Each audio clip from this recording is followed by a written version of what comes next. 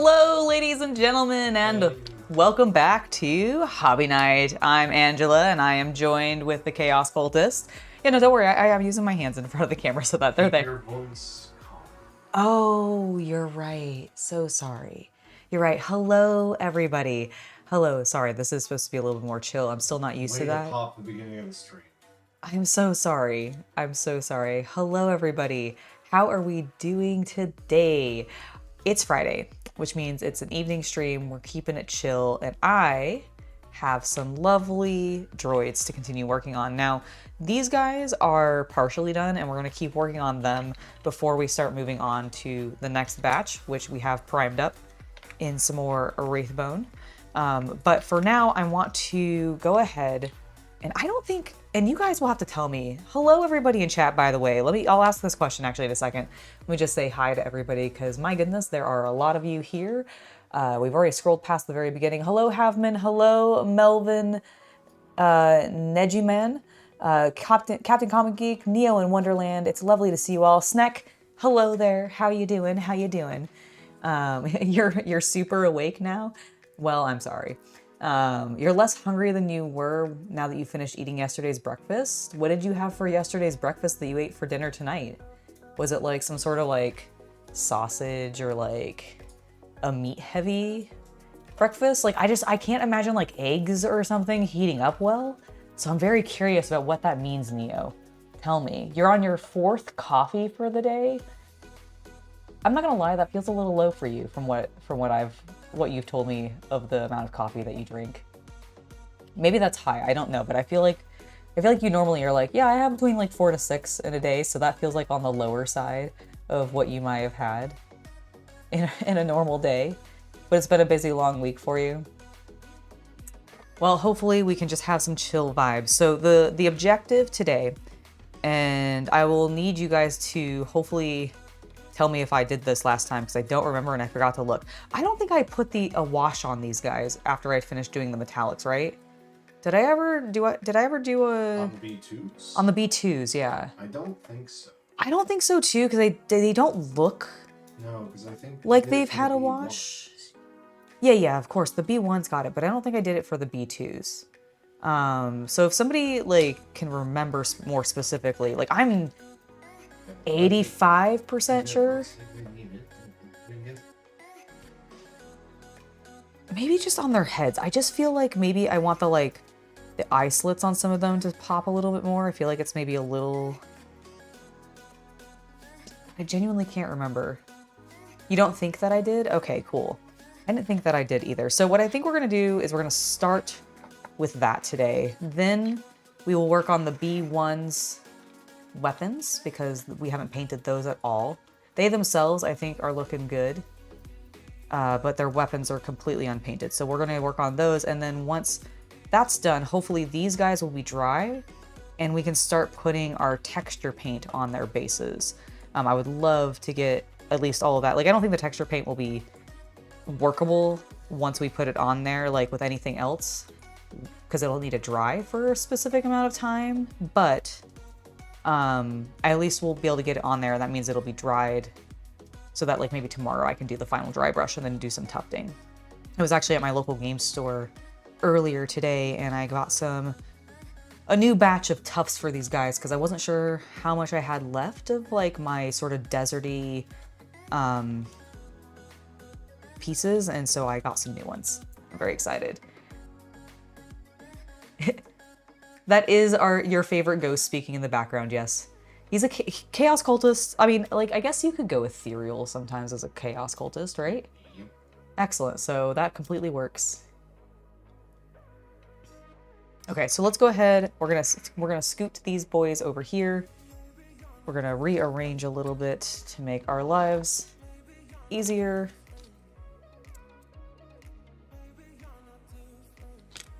CC 3D printed me this cute little tray to set my paintbrushes on, and they have a little thing so that if they're like, for whatever reason, really wet, they'll just drip into that little pan instead of onto my and I think you guys can see that. Hold on, let me make sure. Yes, okay, cool. I have you guys a little larger on my screen so that it's just easier for me to keep track of you and to like see when people are adding new messages because it'll catch my attention a little bit easier if it's bigger. Like you said, you can reset the size if you need. Oh, I'm good. Okay. So yeah, we're totally good. All right. Made a huge, okay, so you had 6 scrambled eggs with red onions, yellow and orange peppers, salt, pepper, Mexican seasoning, and a croissant and cheesy veggie ham. Okay, I could maybe see that reheating well. I'm just still a little, I'm just a little skeptical about eggs reheating, especially scrambled eggs. Like, I just feel like that would end up overcooking them a little bit, like making them a little, but like, I guess if it's homemade stuff and not like the weird, like dehydrated and then made into scrambled egg stuff, it would probably be fine. Yeah, I like the brush tray. It is convenient.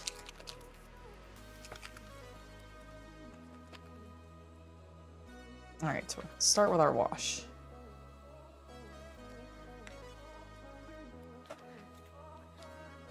I don't need this to be super thick or anything. That's not what you said last night. Whoa! Well, tonight it's what I'm saying because I don't want these boys to be super oversaturated. Okay. Please get out of my way. You're in my way. So if I hold it up here, am I less likely to... Yeah, I don't recall doing this on them. And if I did, I really don't feel like it did much.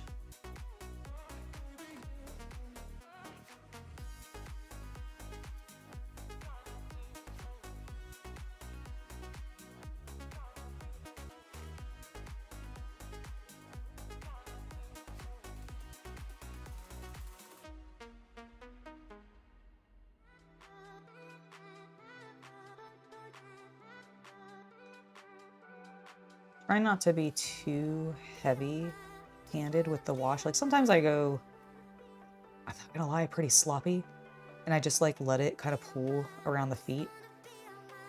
But on these guys, I want them to be a little bit cleaner. Like I really just kind of want this to settle into the grooves and not pool too heavily in too many places. Like I don't mind them being a little sooty. They're out in the field, right? They're doing stuff. But it does kind of look like I'm oiling them up.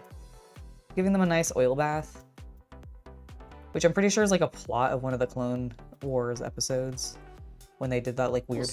Luke gives C-3PO an oil bath in episode 4.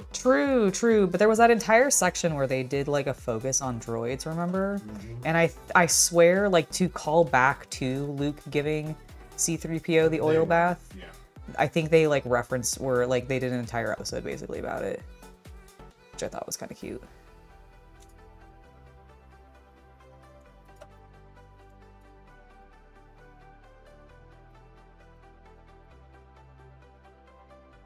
Okay, I feel like that looks a lot better.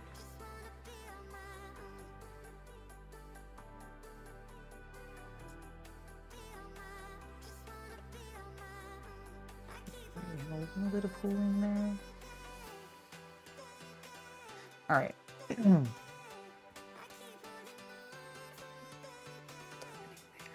I'm really just trying to get like all the grooves, all like what I would imagine are the panel lines of his armor plating, really recessed. Okay, I think that looks better.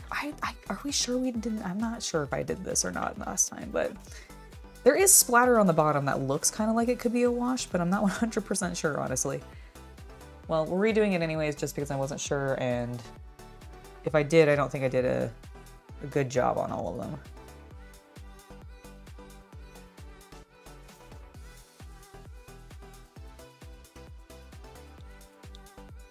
And I suppose I'll figure it out when I film next week for the actual video on these guys. And I'll be like, oh, looks like I actually did 2 washes.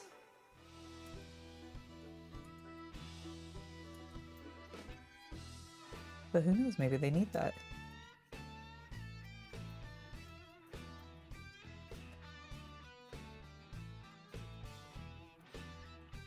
CC is doing a lot better, I think, like on a like physical level at least. We went out for ice cream earlier. It was really, really tasty. Emotionally, mentally, scarred for life. Oh my gosh, what? Well, you said physically, so. Well, I didn't want to speak for like how you're feeling My otherwise. spiritual state of being is, well, we just won't talk about it. Okay. Oh gosh.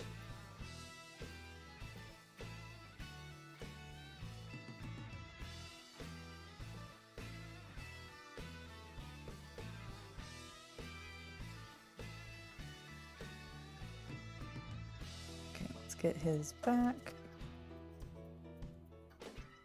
The arm.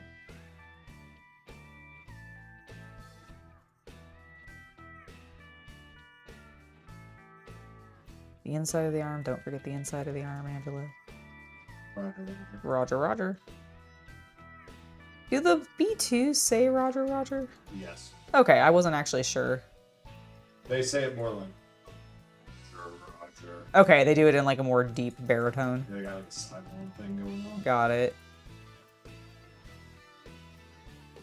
Do the do the assassin droids? No. Okay. Do any of the other droids, or is it just a B1 and B2 thing? Just them. Got it.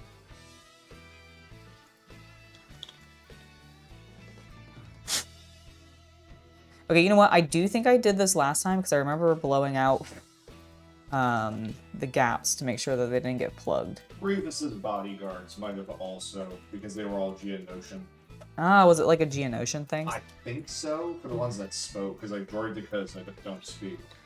Okay, got it. All right, I think what I'm gonna do then is I'm gonna vary some of them up and just try to hit the heads again on some of these, because that's really the main area. Just do what looks good. I am. That's basically what I'm doing. I'm gonna do some like spot. I feel like the arms and like the head need a little bit more. Yeah, I'll just.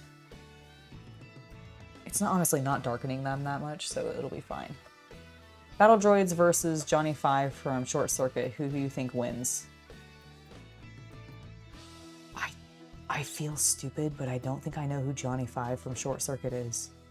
From the 80s movie. Oh, You've okay. never seen it, to my knowledge. Okay, yeah, I don't think I know who that character is, so I honestly could not tell you who would win. Well, you know what? I'm biased then in that case, so I'm going to say the droid.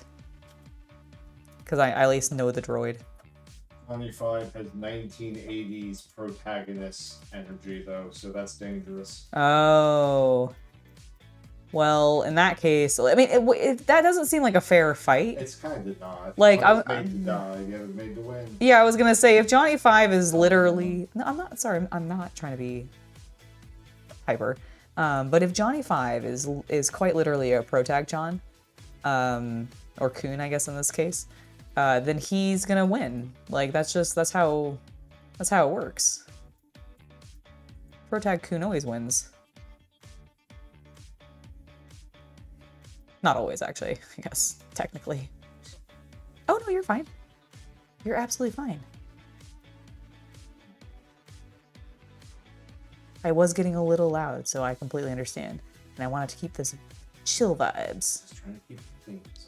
Yes, and I appreciate that. I want to as well. Okay, yeah, this is looking... I do like the way this is looking. I think I'm just going to redo it on everything. Because it does just bring it together. It brings it together. He's very Bugs Bunny coded. Interesting. Interesting. I mean, I guess that kind of makes sense for the arrow, right? Let's see. Is this the one I've also... Yeah, you're drawing still. So I think it's these two. Let's get our final two.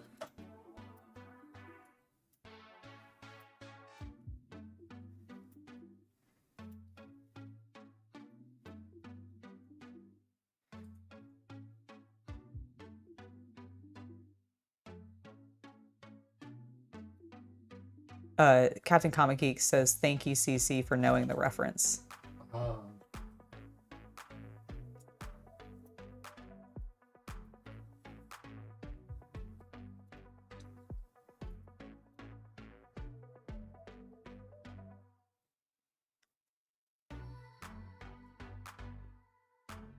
Okay, that's looking good.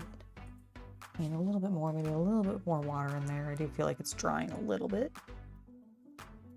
And we have at least one more to do.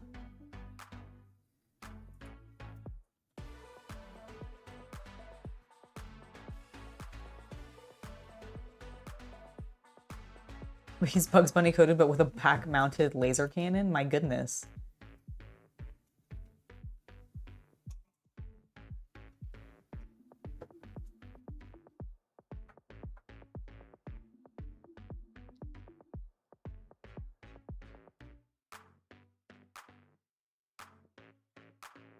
Was he a Hanna-Barbera product?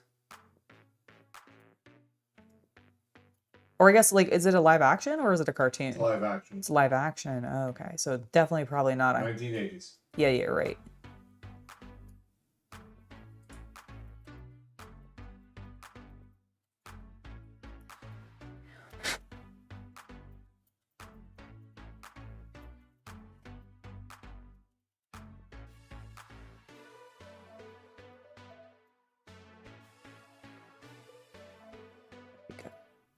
A little bit of build up there that I did not like.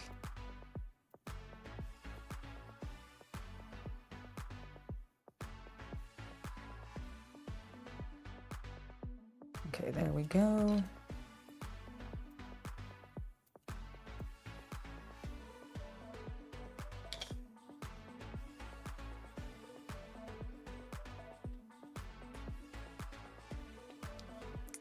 Okay, and then last lad, before we turn our attention back to the B2 or B1s.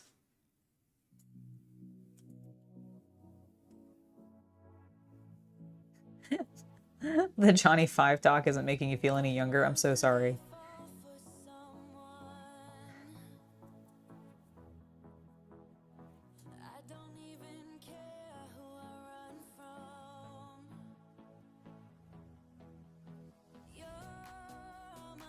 I was gonna say, I feel like that's a common theme on this channel when we do streams. I'm not sure it's really designed to make you feel younger in at least the topic discussion. We tend to talk about a bunch of much more like, that's not always old school, but I definitely feel like it sometimes can get a little vintage. Not to say that I mind that, but just a sort of an observation.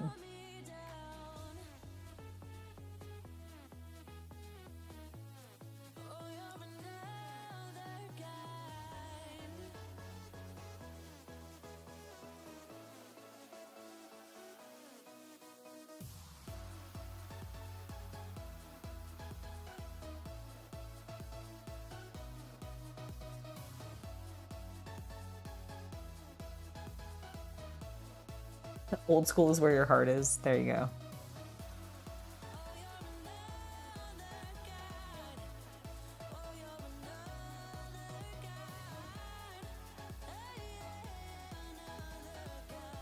All right, I think that is good.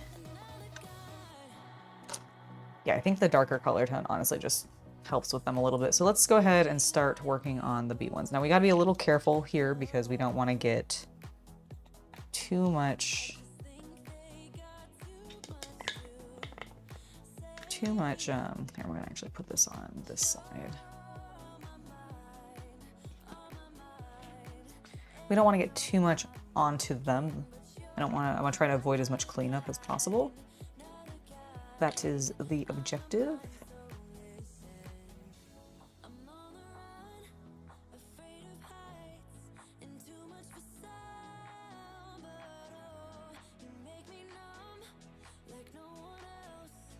We're gonna just move my boys over here. Do that. Get our brushes back in place. All right. I think we are good to go.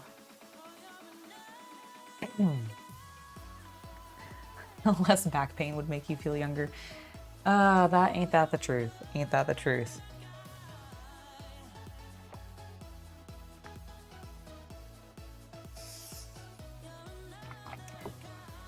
I am not going to repeat that, Captain Comic Geek, because I think I might cringe too hard.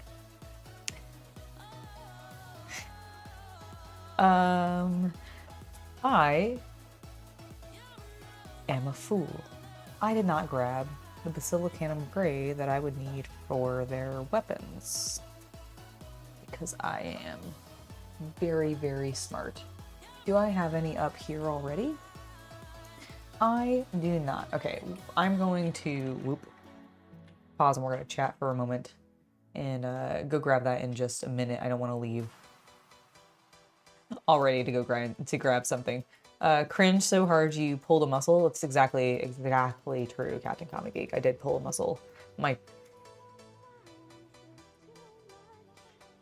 I was trying to make a joke off of cringe muscle or whatever, but I couldn't think of anything. I'm not that clever. I'm really not that clever, guys. I'm sorry.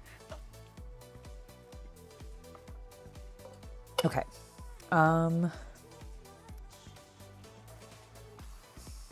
You know what? I guess let's go ahead. I really want to get that extra paint on them by tonight. You know what I'm gonna do? I'm gonna go ahead and get the base layer. Well, one, we're gonna check and make sure we don't need to prime these guys anymore. I don't think so. They looked pretty good. Yeah, I think they're looking pretty okay. Maybe like a tiny smidge on one arm that I see, but overall pretty darn good. So we're gonna do that, and then we'll get them all saturated in Skeleton Horde. And while that's drying, we'll go get our other color. We'll start working on the guns of our other guys, of our other little droids.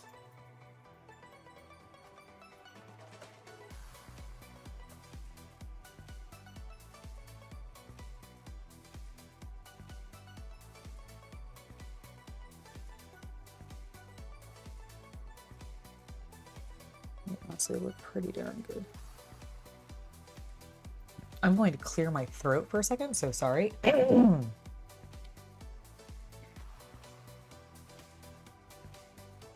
Complimenting both my nails and just my cute fingers, huh? I appreciate that. I disagree. My nails are fine, I suppose. I feel like they're pretty uneven.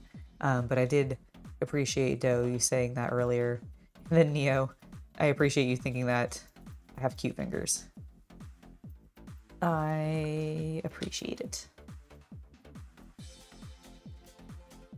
Okay, we're just getting a little couple spots here or there. Mostly in like just some of the deeper recesses that didn't quite reach, but it's honestly really good. It's very little that need to touch up.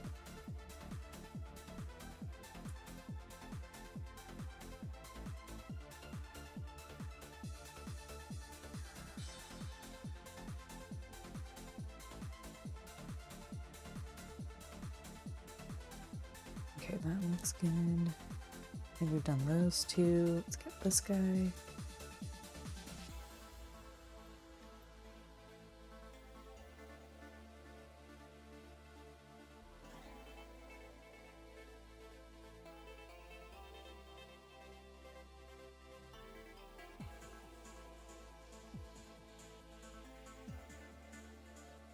There we go. The kneeling guy was maybe like the one that needed it the most, but that kind of also makes sense. He's the most encased in, you know, like he's got a really enclosed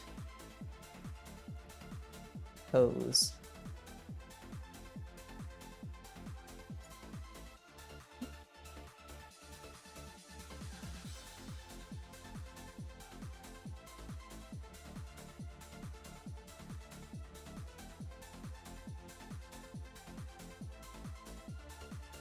Just double checking these guys' chins. I realized that the underside could get lost. You can kind of see my outfit in my like Instagram and Facebook story posts with the link that I shared to the stream.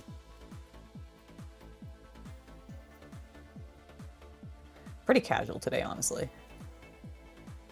We had great ice cream earlier. We had such good ice cream earlier. Honestly, the poke we had earlier was really good too. I don't know how common that is, like, outside of California and, like, Hawaii. It's growing, but not that common. Yeah, I was gonna say, like, I don't know, like, if somebody in, like, the Midwest is gonna have... Is poke, like, available internationally?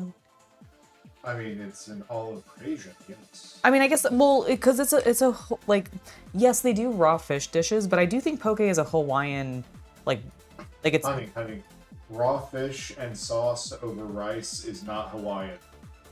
Well, then why do they call it, like... I know, I'm just saying other countries... No, you're right. I agree with you. I totally agree with you. But you're right. They marketed the idea. Ah, is that what it is? Okay. Because, yeah, like, I was curious, because, like, I do know it from having some for the first time in Hawaii. So I wasn't sure. It was really good. It was a brownie, a chocolate... it was a fudge brownie sundae.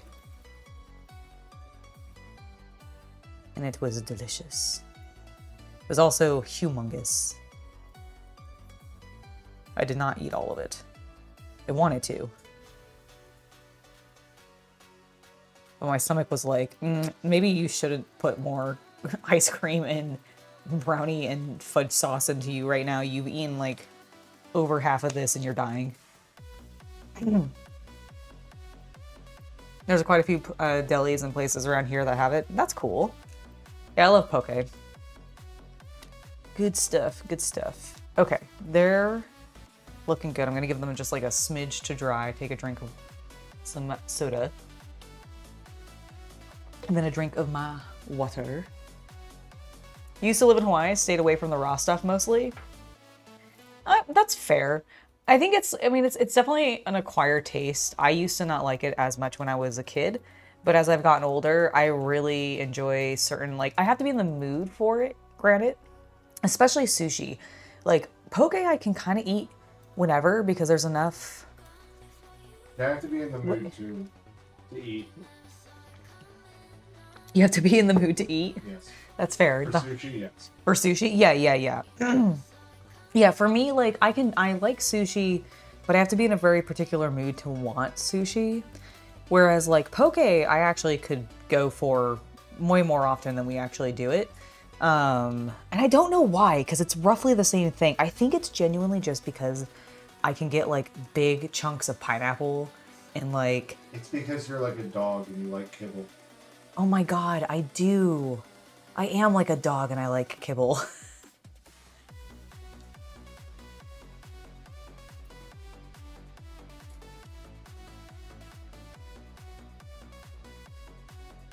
Sushi's definitely something you have to be in the right mindset for. That makes complete sense. Like, the thing that was good about Hawaii, though, did you ever... Okay, I don't know where in Hawaii you lived, but if you were on Oahu, did you ever go to the restaurant called, like, I think it was called Big Kahuna's? It was... They had the best garlic knots and, like, pulled pork sandwiches. It was, like, a Hawaiian pulled pork sandwich. They had, like, these giant... Like, the garlic knots were seriously, like, this humongous, and they were just so good. Oh, my mouth is watering just thinking about it. All right, let's get some skeleton horde shook up. I agree, sushi is yummy, but like I said, I have to be in the mood for it.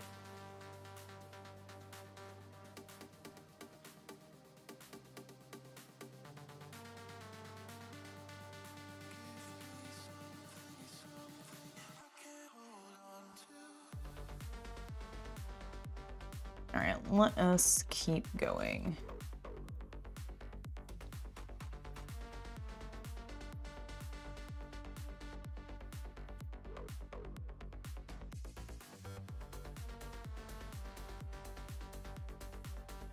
Hello, John Tucker. How are you doing? All right, let's get this, start getting this wash on. We're working on some B1s and 2s today. Making some progress on that separatist army I started last Friday. I guess technically I started it earlier than that because I had to build it, but we started painting it last Friday. Ahi seared tuna and sashimi are always good. Okay, but see, like ahi seared, like the seared stuff though is like cooked a little bit, so I can go for that at any time. Like Like, I will admit, when I did live in Hawaii, because my dad would go deep sea fishing and end up coming back with like ahi, which for those of you that aren't familiar, it's just tuna, like bluefin, I think specifically. But he'd bring back like fresh, like off the fish cuts of tuna home for dinner on those You'd nights. come home after a week away hunting the great beast with the tuna slung over his shoulder and then slung it down onto the table for her mother to carve up. Actually, my dad still carved it up. Ruin And then he also cooked it. He actually did everything with that particular dish. He really liked handling the fish, and cooking with it. So he did everything. We were lazy and just watched. I was a child, so of course I was lazy and just watched. But like, it was really good. So we grilled that up, but then we tear them the leftovers. And I think I've talked about this on stream before, so I apologize if this is repeat for some of you. But oh my god, the tuna like salad, or the basically the tuna sandwich that I'd have the next day with the leftovers was so good. Oh my god, it totally ruined me on tuna like sandwiches. I cannot stand from the canned tuna sandwiches.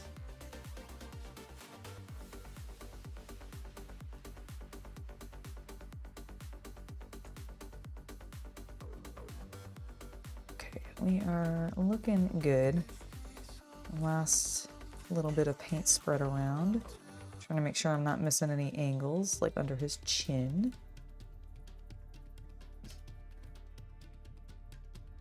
Oh my god, yeah, it's so good.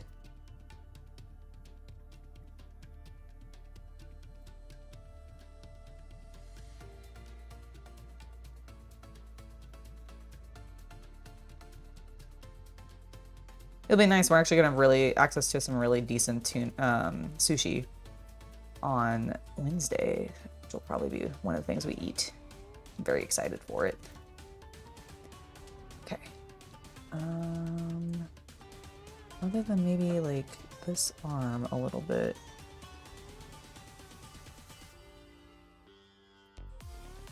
I think we're looking good. Okay. All right, we're gonna set him aside, let him dry.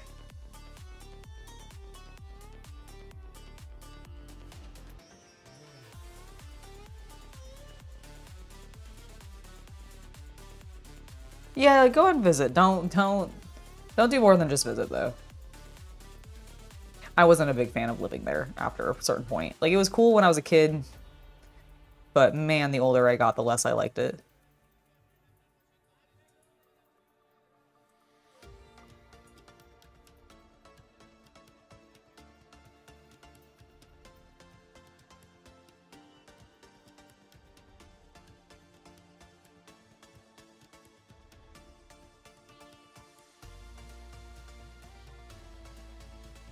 You're sure canned tuna is also not fond of me? You know what? That's probably accurate. That's probably very accurate.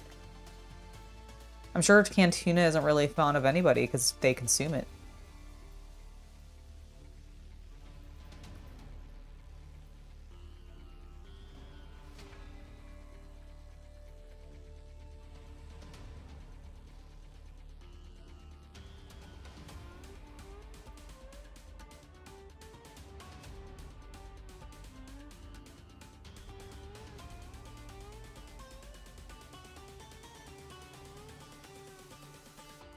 On your bucket list of places, nice.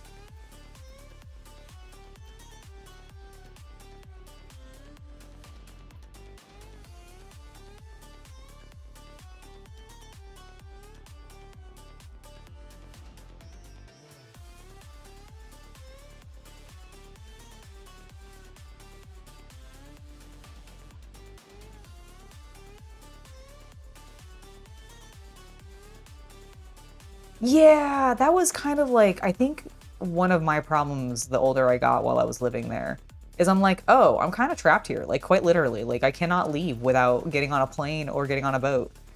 which is expensive and complicated. Therefore, I feel a little like stuck. I also like I like beaches. Like, it's not that I'm not gonna say that I don't like going to the beach, but like I'm not like a beach person. So like after a while, I actually legit felt like there was not a lot of things for me to do because so much of the like entertainment and activities is very focused on the fact that it's an island and a beach or shopping. And don't get me wrong, I like shopping, but it's really expensive to do over there because everything's imported, or most everything is imported. And so it's just like, maybe I don't want to spend extra money on this because it's been brought overseas, technically.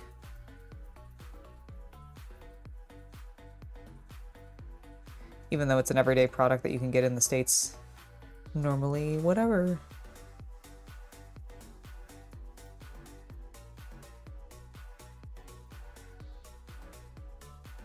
Like I said, visit it.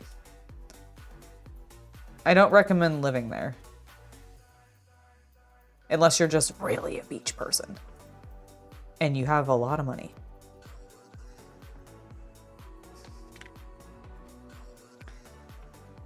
Got some pooling around the back. Let's get rid of that. Oops, and I missed that arm. Thought I was really thorough on you, buddy, but apparently not. Apparently not as thorough as I thought.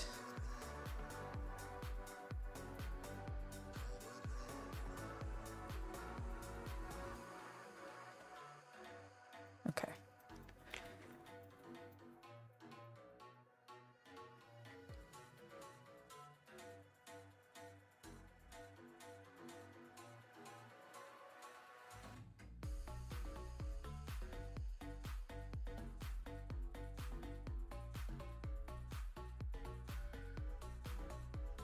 I think too much of a good thing, if it's not something that you're super, super passionate about, can turn it into a bad thing. And I only say that because, like, I really, for example, like where I live right now. And I think about that all the time. And so, like, and I'm like, I don't think I'm gonna get bored of this area and the things that I can do here. So, I don't know. I feel like yes and no. But I feel like that's a lot of things. It's very circumstantial, right? Ends up being very subjective.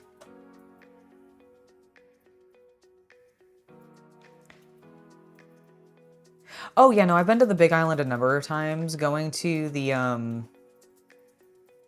Volcano National Park is always really cool too. I actually think Maui is really good if you want like a really lush, like vibrant tropical look as well.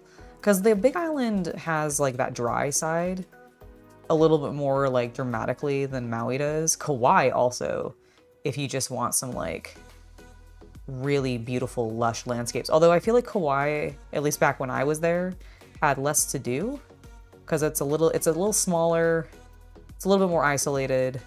I do think there's some cool like helicopter tours you can do on there, but I feel like there's cool helicopter tours you can do on all the islands, which admittedly I do think is a recommended thing I would say to do if you ever get a chance to go to Hawaii.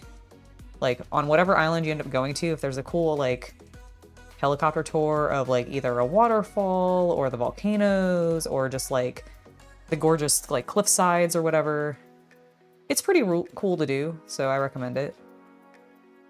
I guess unless you're really afraid of heights or like helicopters, I guess. I don't know how fun it would be then, but generally I think it's pretty cool. I've done it once or twice and it was very fun.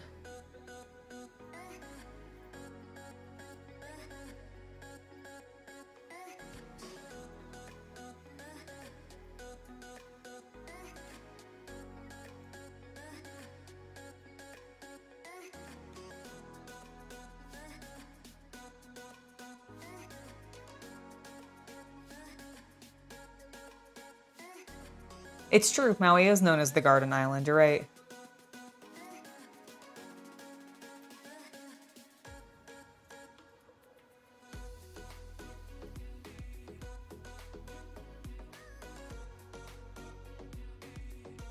You've been to Kauai? The Navy used to ferry us Boy Scouts there on warships for summer camp and other events. Dude, that's sick. Oh, so were you on Hickam? Or, not Hickam. Were you at Pearl Harbor then? If you were Oahu? That's cool. I was at Hickam.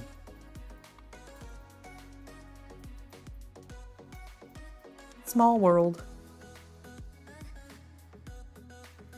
All right, he's looking good.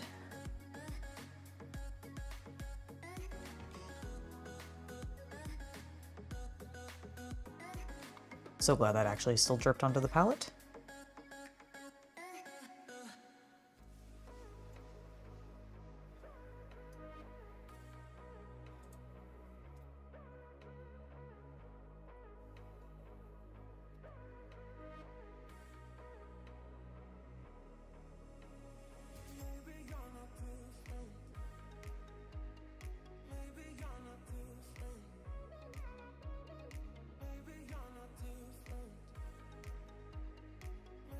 Oh, you were at Fort Shafter. Okay. Got it. Got it. That's out near North Shore, right? Am I remembering like my geography correctly? So I definitely feel like I've been there, but I was mostly we were on Hickam, so we were much closer to Pearl Harbor. And then of course, you know, the Air Force Base. I stayed on a whole bunch. And then I went to it's where I got really obsessed with Pokemon. And military bases often have a partnership deal with like Burger King, Taco Bell, and a couple other fast food restaurants to have buildings on base. Dude, there was a Burger King that I was able to bike to when I lived on Hickam for school, or for when I was like a kid and Pokemon was just getting started. I went like every day for like lunch to collect everything that they had of Pokemon.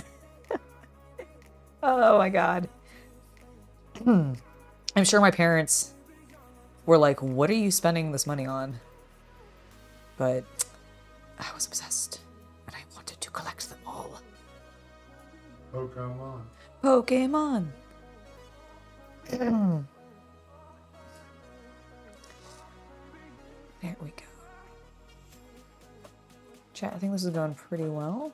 Feel like we're making some good progress. I need to get the other side of this arm. Make sure we don't forget that. Bam.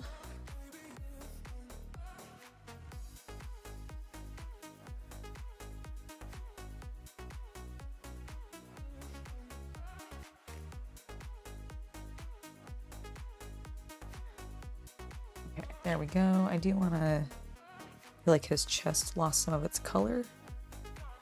We're just gonna fix that.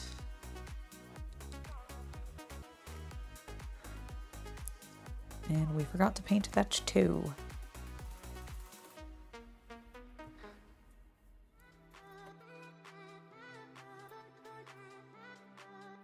Oop, and the back of your head, apparently.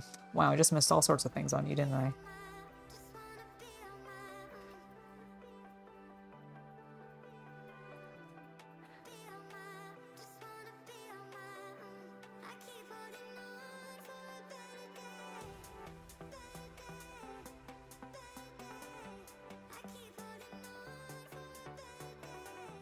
All right. I think he's looking good. Me becoming obsessed with something? I know it's true. It's very unheard of.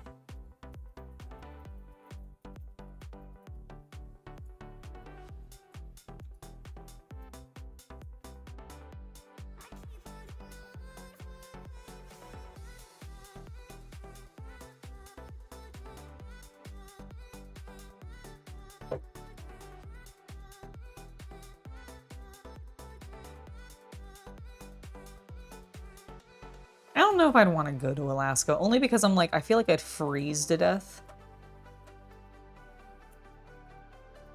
I don't handle cold well.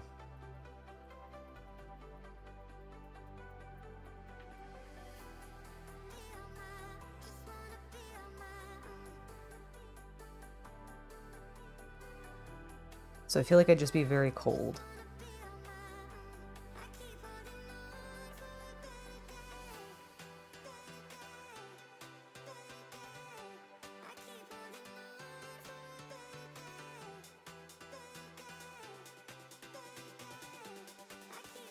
I am using Skeleton Horde actually on them. So not technically a wash, although it is a pale enough contrast color that it kind of functions as one, and I am using it as such, but I just wanted to clarify for anybody who might be watching and going like, huh, Skeleton Horde. Let me go look for that wash, and it's not a wash, it's a contrast color.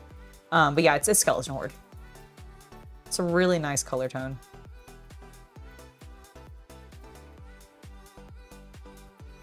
Probably still up there as like one of my like all-time favorite contrast colors. Just because it's so versatile. Can use it on so many different things.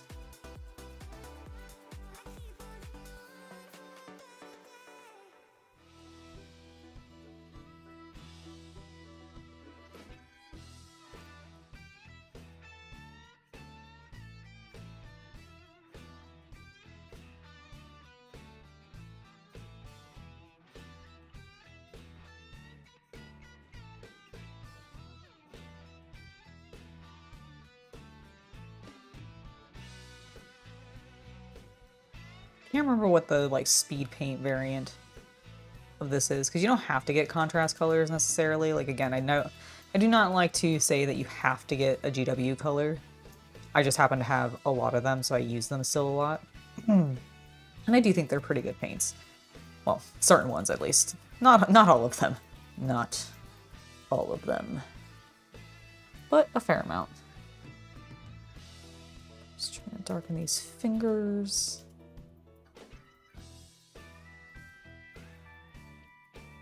Make sure we get on the underside of the backpack. Make sure we get that ear and the underside of his chin and the side of the neck.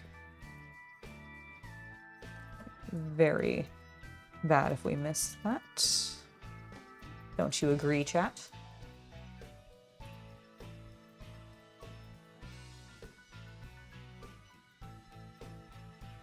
What's north of the airport? Okay, thank you, Domini. Is it Dominicanum? Hopefully I said that correctly. Got it, okay. Yeah, I don't know if I went there very often, honestly. Like, I think I drove past it a lot, but I don't think, like, we actually went on base very often. I guess we didn't really need to, so.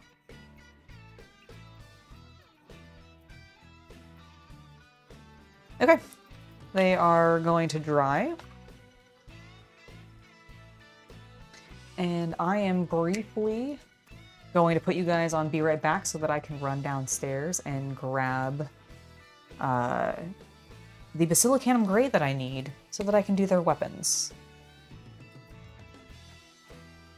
Or should I do the weapons in a metallic? I think they're just Basilicanum Grade. Okay, that makes sense.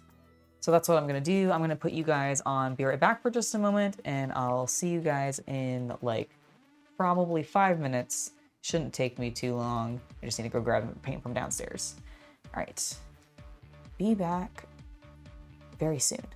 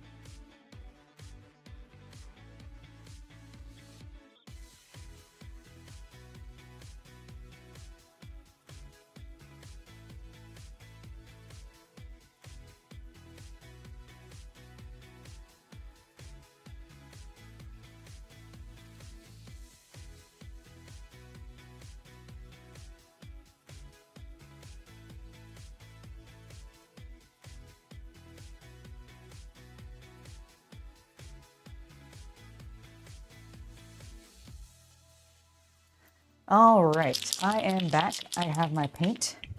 I've mostly shook it up already, so we shouldn't have to do too much of that on camera. And let's get started. Now we need to separate our B1s. These are the guys we want to work on. Okay. Start with the easy sections, I think. Which is, I think, this first weapon.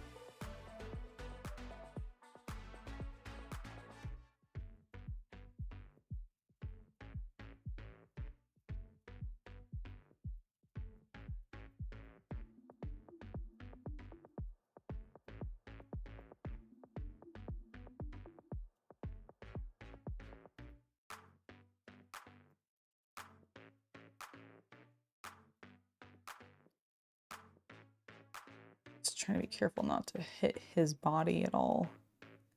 But make sure I get this underside of this particular weapon on his back.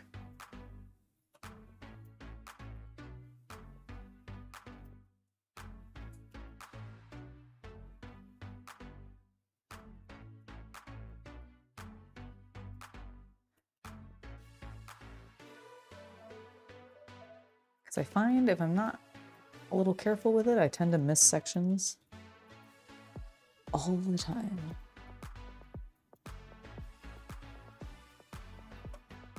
There we go.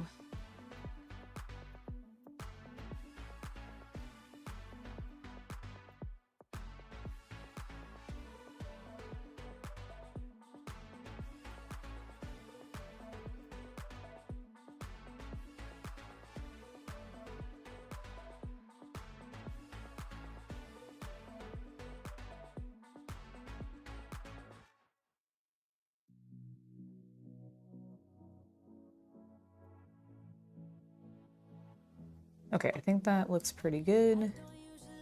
I might do like a little light dry brush on it just to give it a little bit of metallic feel.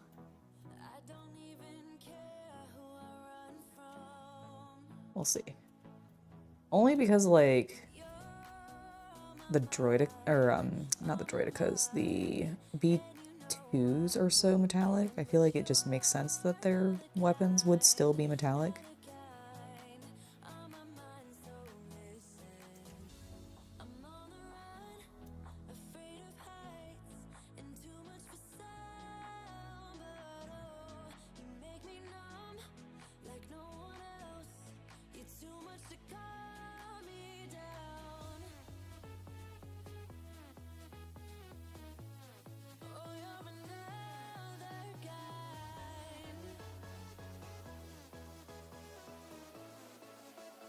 What is my favorite droid? You really like the droidicas, Mr. Turbo?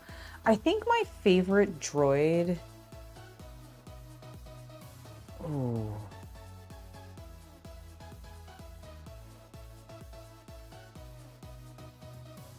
Ooh, what is my favorite droid? It kind of flips. Like, I really do like the B1s because they're so derp. And I kind of love the comedy of them. I also really enjoy that they get to interact with a lot of main characters a lot of the times, like often by getting their butts handed to them, because that is their role in life. But I really do kind of like the B1s a lot. I do like the B2s because they're very stoic, and I feel like they complement the derp that is the B1s so well as like a complete opposite kind of entity. So it's kind of hard for me to pick, but I think I'm gonna go with the B1s because I genuinely just do love them. I think they're super cute.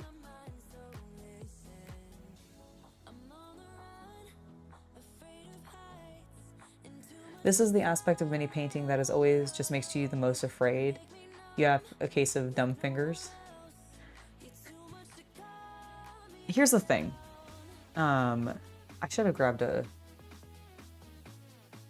handle actually while I was down there to make this easier, because like one of the ways you can end up having a little bit more control so that you feel like maybe you're not as dumb fingered as you call it is using, like, you'll notice that I'm bracing my painting, like the hand that is holding the brush, I'm actually using my other hand, which is holding the miniature, to also brace that hand. So it's giving me some extra support. So if you find that you are particularly like unsteady, or you just feel like you get really stressed out when you're doing fine detail type stuff and you end up vibrating a little bit, and so your hand is very like just shaking, then finding a way to brace that hand against something that is more stable will I guarantee you it'll help. It's a lot easier to do when you have a painting handle. Why I haven't grabbed mine yet to do this, I don't know. But I haven't. But it does work quite well. So the other thing that I know we're going to want to do, Bacillum Canum Gray, you kind of want to darken this section. I feel like it drained a little bit. There we go. That's it. Okay. The other thing I know we definitely want to do is the tops of their little antennas. Yeah, those little baubles on the top.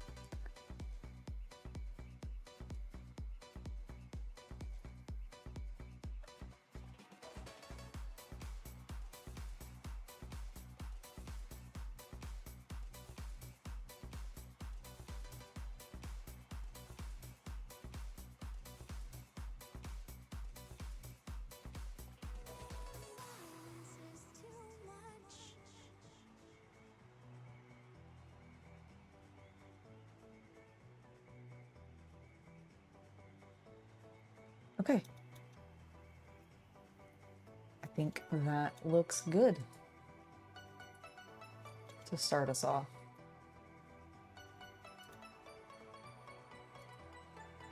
I did notice there was like a little tiny section on his ear that didn't look like it got enough color, so I'm just gonna very quickly, since I still have a little bit of skeleton horde on my palette, just gonna tidy that up, give it a little bit more of a yellowy color, because it honestly was looking kind of gray.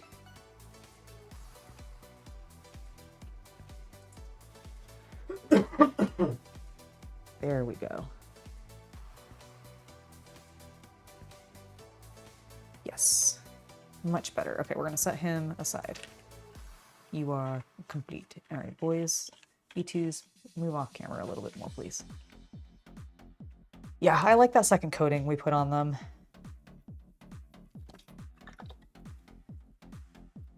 It'll also mean if that I really wanted to, I could come back in and I could do one final dry brush, like a very faint one, of the exact same gray that I used originally, but because it's now been tinted in a wash twice, it's actually, it'll function almost as a highlight. So if I want to, I could definitely do that. HK47 was a fun droid to raid. I don't know if I remember HK47. Hold on, let me look up. Let me look up that particular one, because I don't know if I specifically remember that one. I mean, I'm probably gonna like look it up and be like, oh right, of course, I'm an idiot.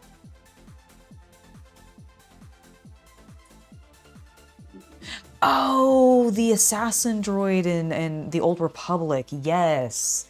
Yes, he is very cool. HK47 is pretty goated, I agree. I agree. I think I didn't do too much with him because I didn't play that much Star Wars Old Republic, but I do know the character. I've watched some Let's Plays and I remember him being a favorite. So that's pretty sick. Alright. Okay, we're focused.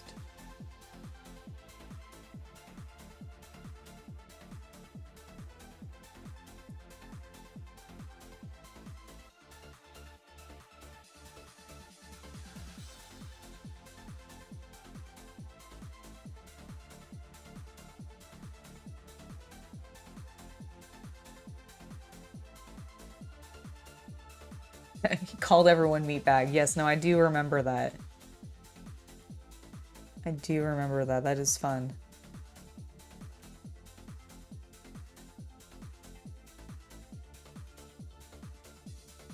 I mean, in that instance, if we're going with like individually named droids, then oh, what's the droid that's in Andor, or that's in Rogue One? I mean, I guess technically he's in Andor at a point, but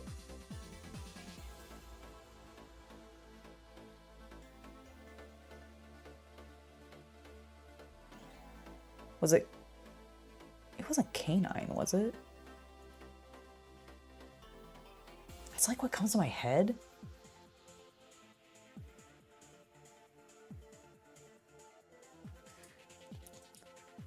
Imagine it. I mean, like, he's kind of Bender, but like more bloodthirsty. Because he literally has guns attached to him.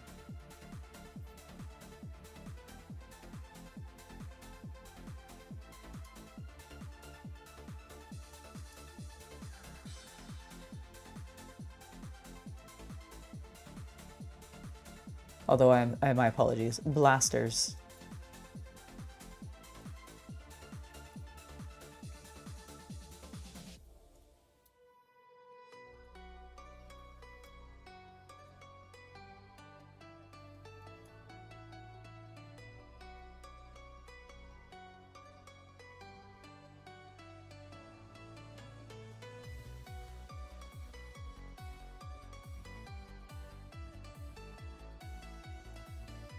Okay, he looks good. We need to do the bubbles on the back. I feel like the gun's looking pretty good. I'll let it dry a smidge and we'll double check it.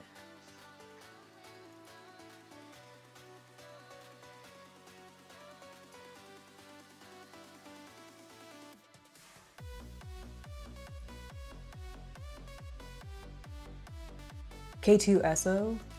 Okay. Hello, Ethan. It's lovely to see you in chat. How you doing this evening? Hopefully you're having you had a good day and you're having a good evening so far.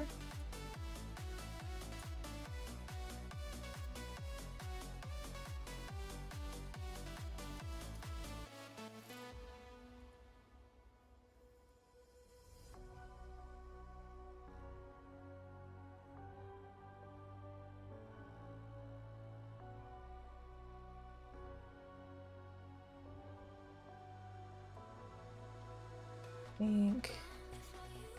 think that looks pretty good.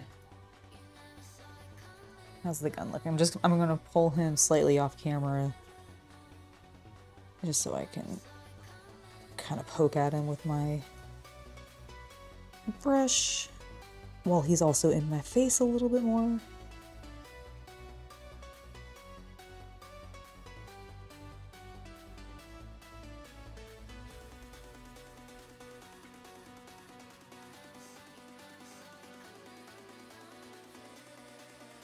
Okay, there we go. Yeah, I think I feel pretty good about that.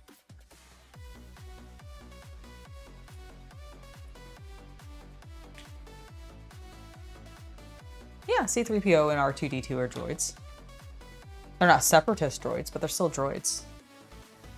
Luke literally refers to them as droids when he's picking them up from,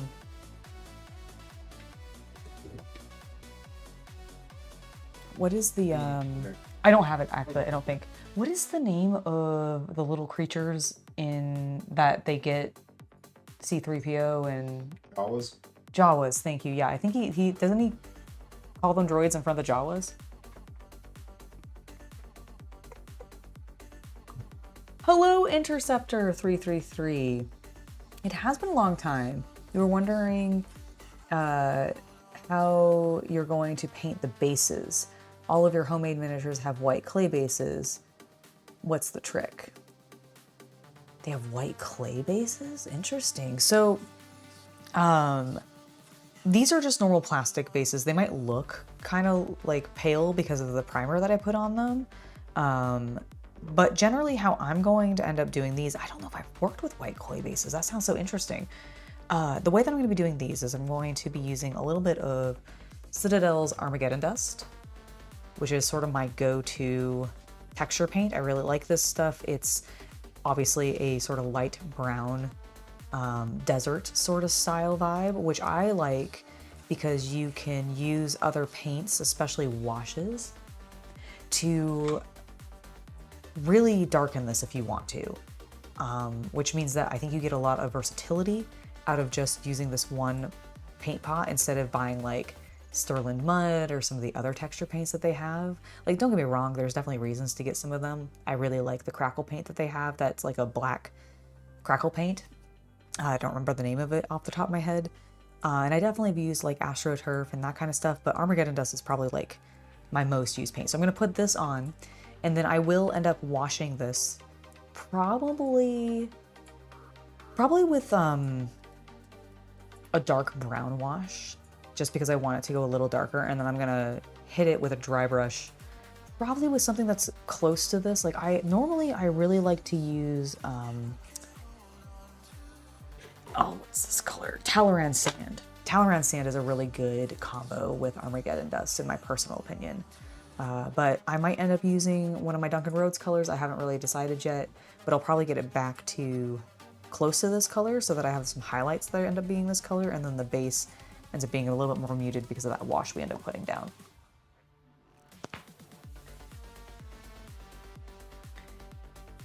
Anakin did build C-3PO, but that doesn't mean he's not a droid. It just means he's not a Genosian droid. Like B1s and 2s are specifically from Genosha, or at least the majority of them I believe are, or they're at least a Genosian make. I don't know if they ended up having like... They had other factories, but they're the original designers. Okay, that's what I kind of presumed. I was like, they probably had other factories, but I know the Genosians are the original designers of the droids, or at least these particular ones. I don't actually know where the astromech droids originated from. Corellia. Corellia, okay. I think so. Okay, see, I had no idea about that. And then I actually also do not know exactly where, what is C-3PO? He's a translator droid? No, he's a protocol droid. Protocol droid, thank you. I couldn't remember. I was like, what is, he always says it, but I'm like blanking on it because I kind of tune him out a little. Sorry, they were not manufactured on any one particular planet, but the company that makes them was headquarters on the planet of Nubia. Oh, Nubia, okay. Well, there you go. So, oh, that makes sense because I think they called them, I feel like I've seen something call them Nubian. I think the Nubians were part of the Confederacy. Oh, is that what it was? Okay. Like, I'm like, I feel like I've seen something talking about the Nubians, and I assume it had to be in that context.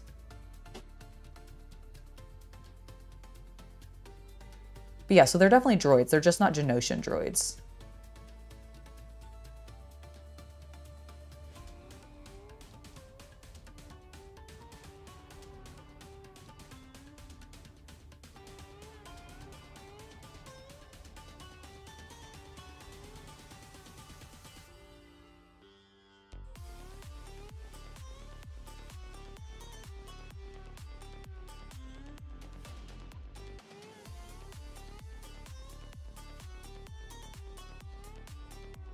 Sure, I can turn the music down a smidge.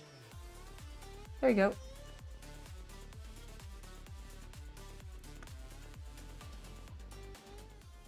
There's that a little bit better. Drowning me out less. Oh, Corellia would track with the shipbuilding. You're right. That's, correct me if I'm wrong, chat, but isn't that where Han is from, is Corellia? I actually didn't watch the Han Solo movie. No, I did watch the Han Solo movie, but I watched it once, and I will admit I don't remember much from it because I don't like Han Solo.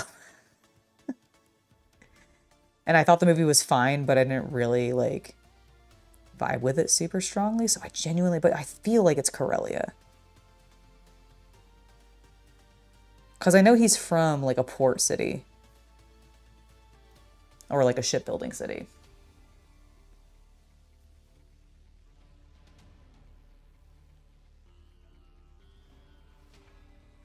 And now I'm like, is it Corellia? I think it is. I think I'm right about that. Okay, cool. I'm glad I was correct about that. I was like, I feel like that is the correct answer, but who knows? Sometimes not me.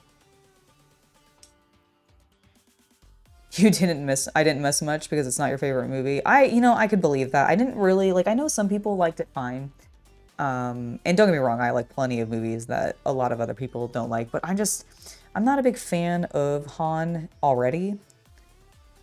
And so, like, yeah, I think I watched it once, but I really don't remember it well.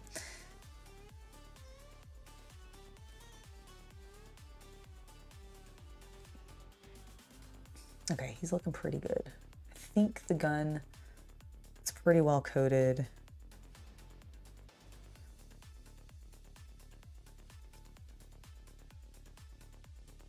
Just trying to dab that upper edge a little bit more.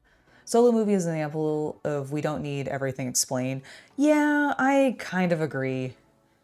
I kind of agree.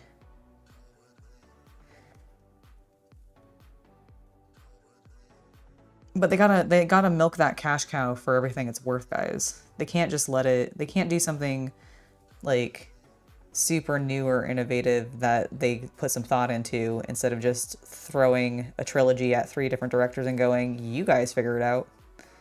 Also, you're clearly not allowed to talk to each other. Because I feel like no one talked to each other for for the last trilogy that we got with Rey and Kylo and all of them.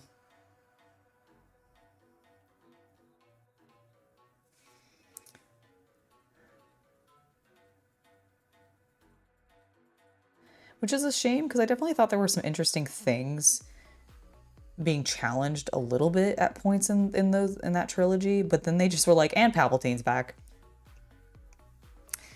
He's just back.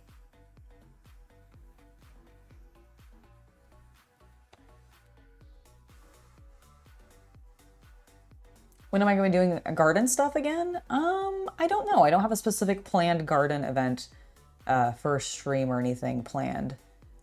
I don't have any like big transplants that I need to do or anything like that, which is kind of when I tend to do those. I do need to build the other greenhouse. So there might be one maybe where I do that and then take it outside. So we like start sort of inside and then we work our way outside as we finish that and move it, and then I can start filling it up with some of the other plants because I do have a variety of vegetables that I kind of want to separate from the flowers that I have growing. So I don't know. I don't know when anything specific's happening, but definitely would love to do more outdoor content.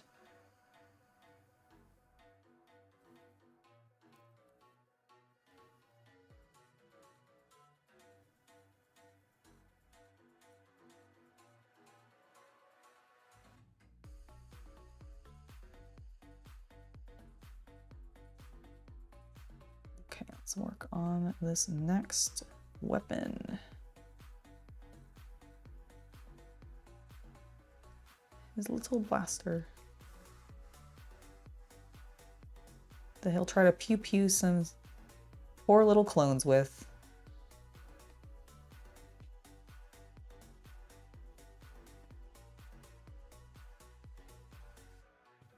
As a die-hard Last Jedi defender, you can't not stress how upsetting Rise of Skywalker is from start to end.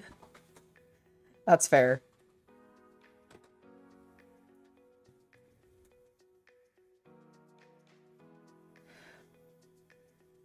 Which one was Rise of Skywalker the middle one or the last one? Yeah, last one sucked.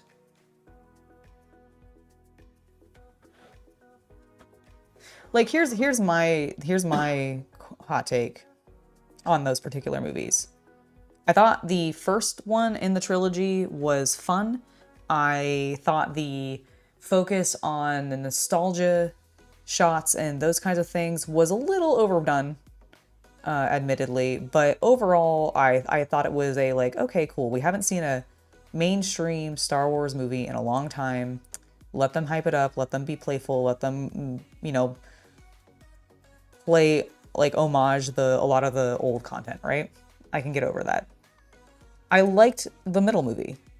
I actually was like, oh, this is interesting. I kind of like where this is going. Like, I kind of like that they seem like they're trying to bring in like Grey Jedi and like maybe that's what they're gonna do with Rey. And then they just completely said, fuck that. And did the last movie, which I don't think anyone liked. except for maybe like children.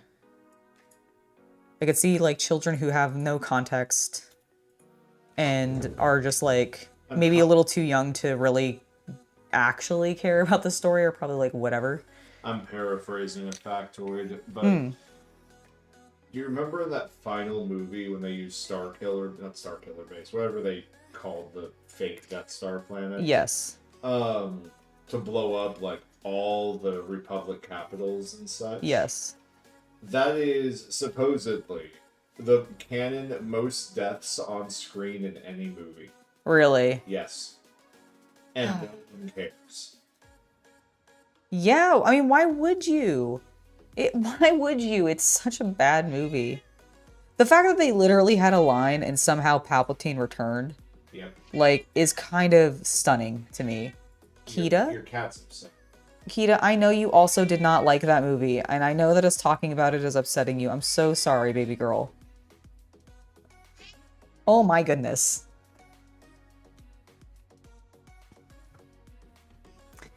You have great weather right now in Scotland. Honestly, we have really good weather right now here. It's been pretty warm and sunny, which has been nice, like, which is great because we had some rain earlier and it was kind of annoying. Like, don't get me wrong, it's nice because it means I have to water my plants less, but I can't go outside as much, and the lack of sun really bums me out.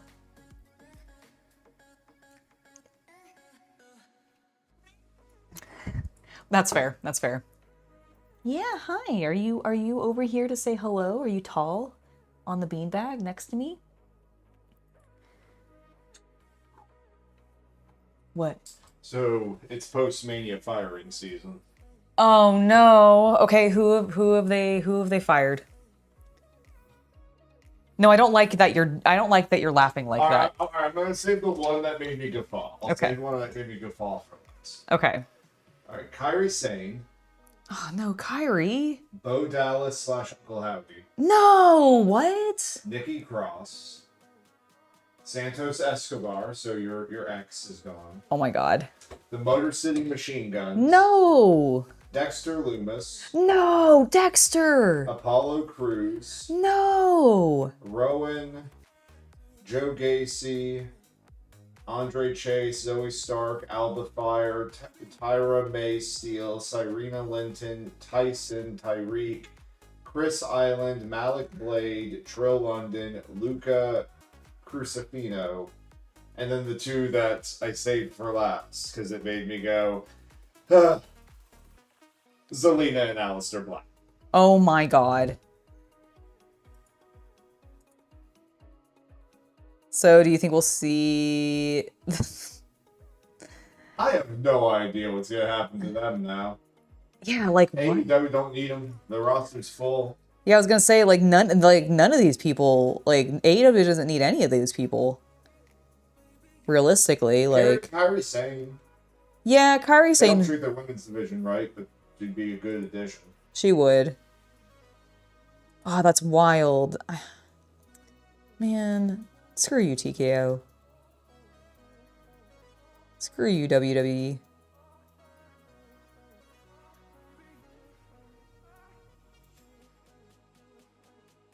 That's such a bummer.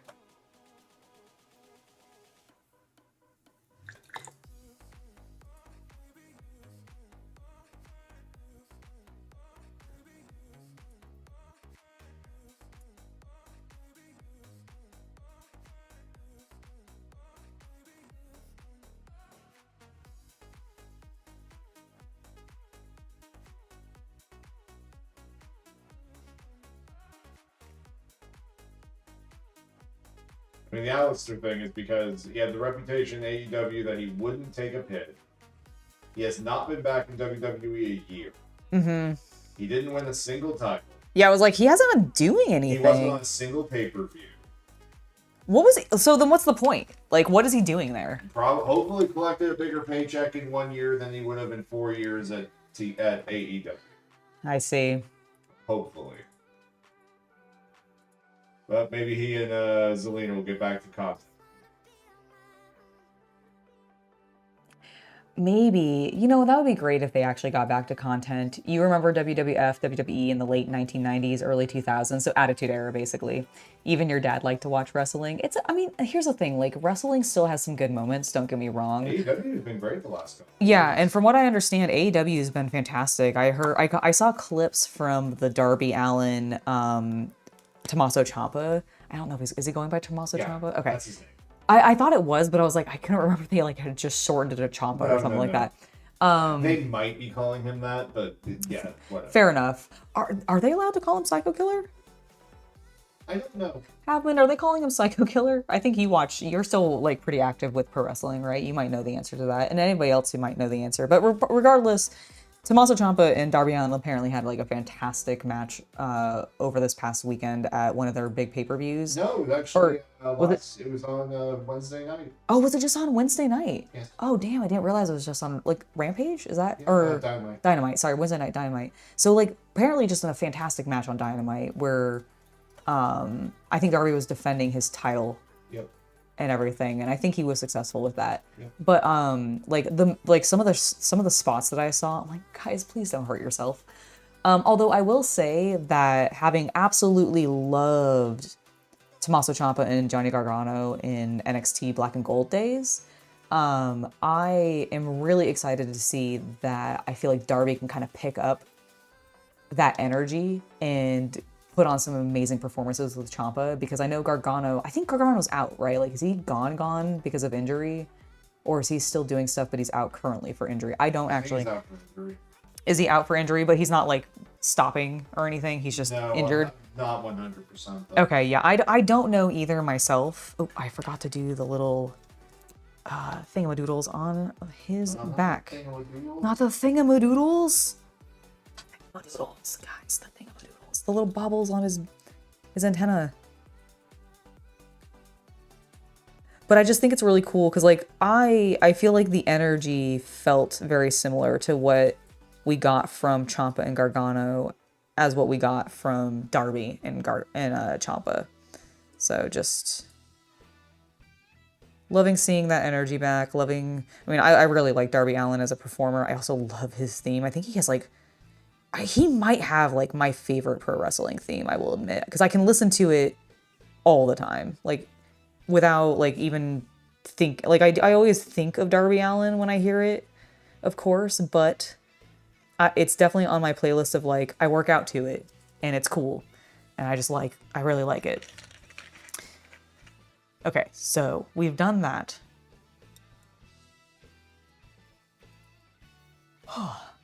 Had all the Star Wars figures back in the day. Star Wars was your film. Nice. Did you have like the what is it? The Kenner ones? Is the really expensive little ones that had like that some of them like now have like some insane value to them because they're just vintage and not in print anymore. Because like Kenner's not around anymore, right? I don't think it is. I think they got Zorg at one point. Got it. Darby as a weekly fighting champion works so well. Keeps going till the wheels come off. I agree. Darby in the same way that Orange Cassidy had that amazing. Was it IC? Was it the IC championship that he did the crazy run with just like the constant defenses and his body, like they literally used in the storyline, like his Orange body's Cassidy. broken. Yeah, Orange Cassidy. Was it the IC championship No, it was the Intercontinental. Okay, Intercontinental. Okay, so like... It was either that or the US. I can't remember. It's still. No, it's totally fine. Is he from your home state? That's cool. You think they were absorbed into Hasbro? I mean, that makes sense, Ethan. That makes sense. As someone who doesn't watch wrestling, how is it decided who wins the match and the belts? They plan everything ahead of time, don't they? So generally, yes. Like, who is normally a few months in advance, but sometimes things get called very last minute because of injuries. Exactly. Like, there is a script, technically. And some wrestlers will do it a little bit, like, where they'll have, like, a very much, like, we're going to go from this move into this move, into this move, into this move, into this move, and it's all very planned out. Some wrestlers are just like that. Others are very like, we'll improv it. Like we want to make sure we hit this spot around this time and this spot around this time and this particular move around this time.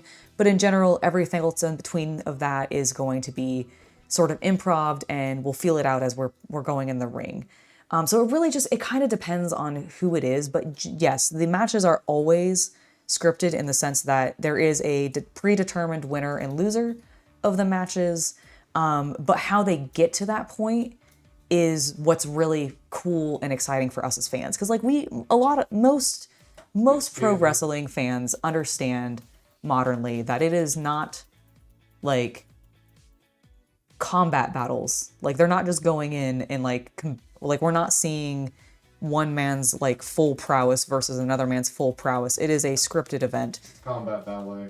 It is. It's combat ballet. And if you can enjoy men and women telling soap opera-like stories while also being extremely physical and like athletic, then you'll love pro wrestling, honestly. Like it really is some good stuff. There is not WWE. Not WWE. WWE sucks right now, but AEW you'd probably really, really like. There's also a lot of like older wrestling that you could go back and watch that you'd probably also really like, because there's been so much out there and there's so many different companies doing great things. Like AEW and WWE are just the two big ones in the US.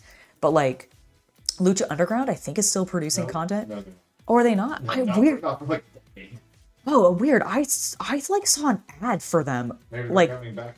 they might be. They might be doing something on like a private network or something like that. I don't really know, but I swear I saw an ad for Lucha Underground. It has been 8 years. It's been 8 years. Maybe I just saw an old ad weirdly or something. I don't know.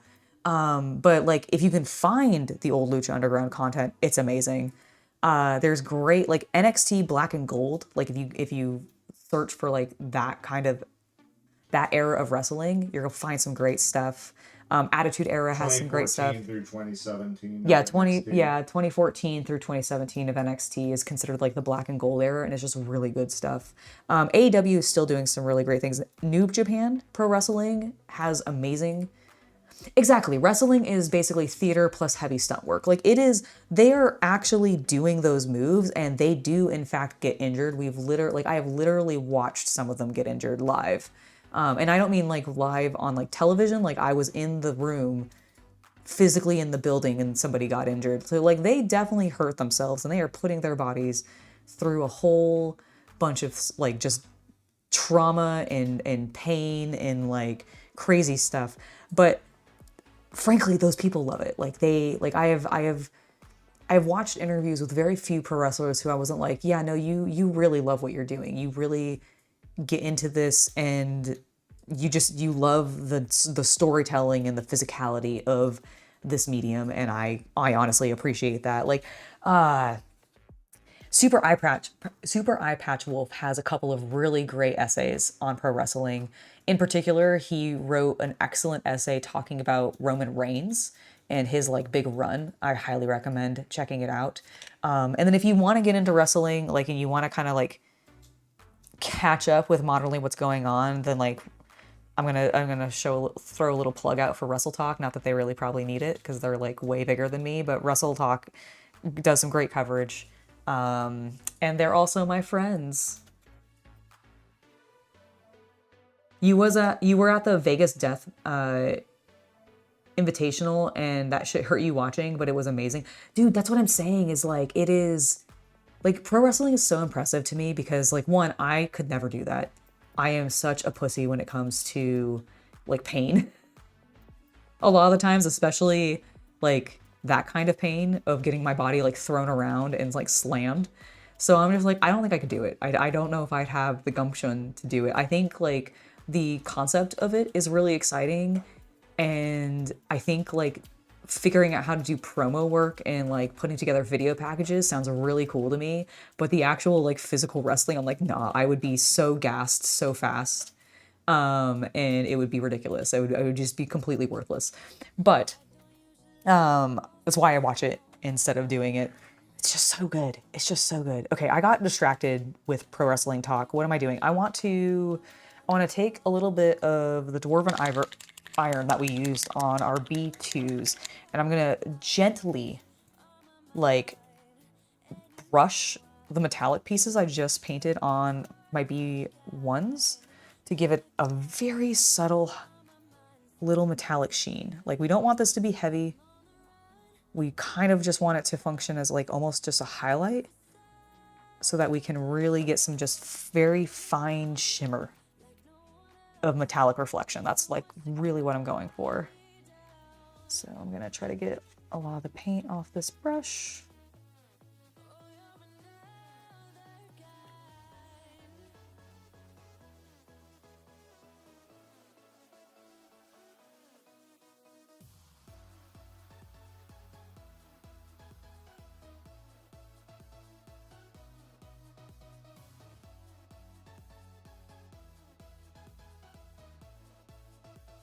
I think we're getting the effect I want.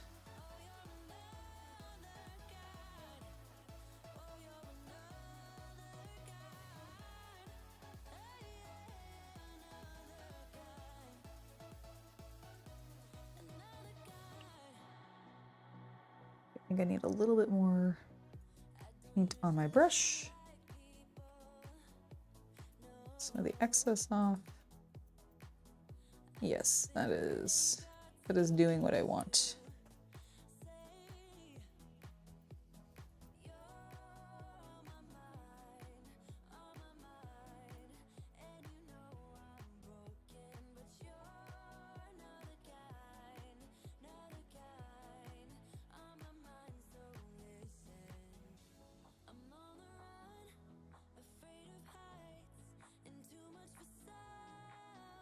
A little bit right there on the handle. I'll try to avoid his hand.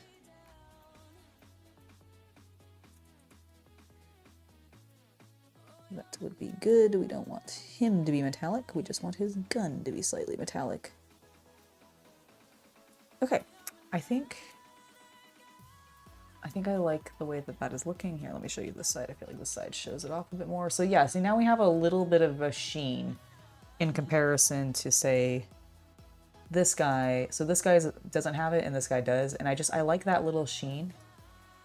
Like, it's not fully saturated. You can really still see the Basilicanum gay and Basilicanum gay? Oh my gosh, the Basilicanum gray. We don't judge. We don't judge. We don't judge. But I definitely did completely misspeak that. But I think we do judge about pronunciation. we do. We do judge about pronunciation, and mine is horrendous sometimes. Besides Darbs, who's my favorite right now? Ooh. Okay, I will admit I haven't seen a lot of what she's currently doing, but I was really, really loving Toni Storm and everything she was doing with her like sort of black and white, like 50s movie starlet vibe. And I don't know if she's still doing that concept, but I really, really liked that. I think she's out injured. Oh no, really? Oh, that sucks. I hope she recovers soon then, if that's the case. Oh my gosh, yes, Ethan, I have been watching Mall Shadow Lords. I think I'm behind on two. Yeah, we need to catch up. No, it's okay. We got really busy. But I don't think I've watched the latest episodes that came out this week yet. But I've seen the first 4, and I absolutely love it. Oh my god, Darth Maul is like my favorite character in Star Wars. I know a lot of you know this. I'm sorry if I'm repeating myself, but like, bros, he's just so cool and incredibly hot, and I would definitely smash him.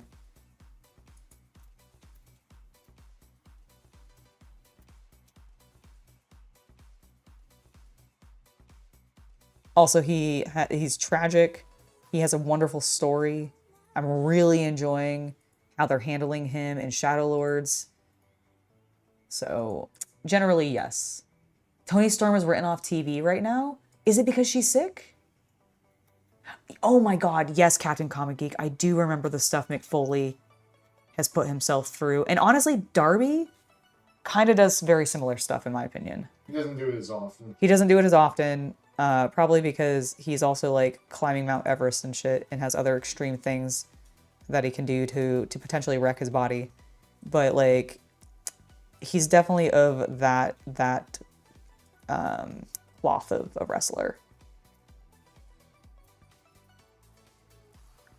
Mick, like, I have a hard time actually watching Mick's matches because of how just, frankly, flippant that man was with his safety. Like, don't get me wrong, like, I appreciate everything that he did. Like, holy cow. But bro, it stresses me out.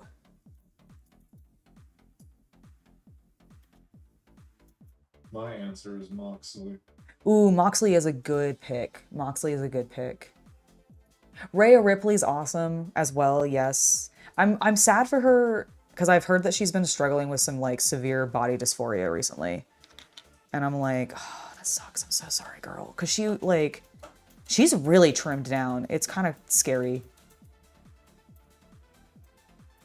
Like, I just hope she's being healthy.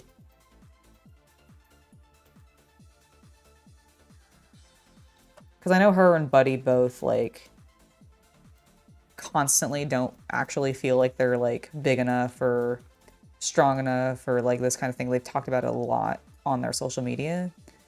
And I'm just like, I really hope she's okay. I hope she's safe. I don't want to see her, like, suffer. Because Rhea is fantastic. Mammy. Meow. Did you think... Oh my gosh, okay. Okay, hold on. Hold on, I will pet you. There you go. There we go. Some little pets for you. I'm sorry I wasn't giving you enough attention, Kita.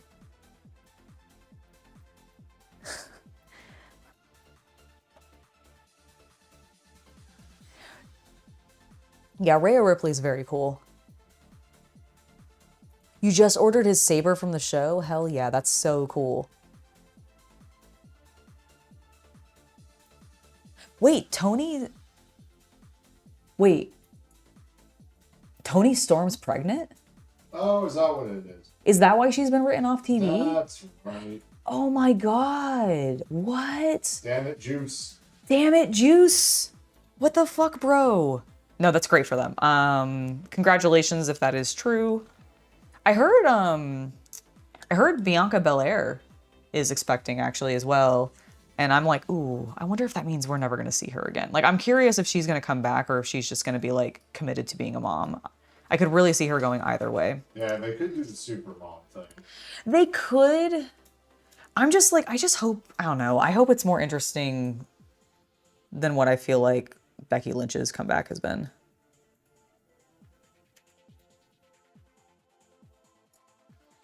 That was her match with AJ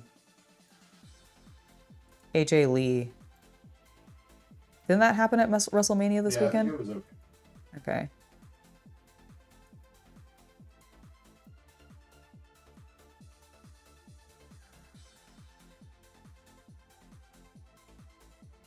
Well, we don't know. It was very sudden and kept hush-hush. Interesting. As much as you like Darth Maul, you wish they would stop killing him and bringing him back. If you're just going to kill him off and leave him that way, or just don't kill him off in the first place. I mean, they've only really, like, kind of killed him off one time in the... Twice. Was it twice? He got thrown down in episode 1, and Yeah. he was actually killed on Tatooine. Oh, I guess, well, okay, but, like, but that's an actual death. As opposed to, like, killing him and bringing him back. Because, like, he's only... That's what I was gonna say. Like, he's only...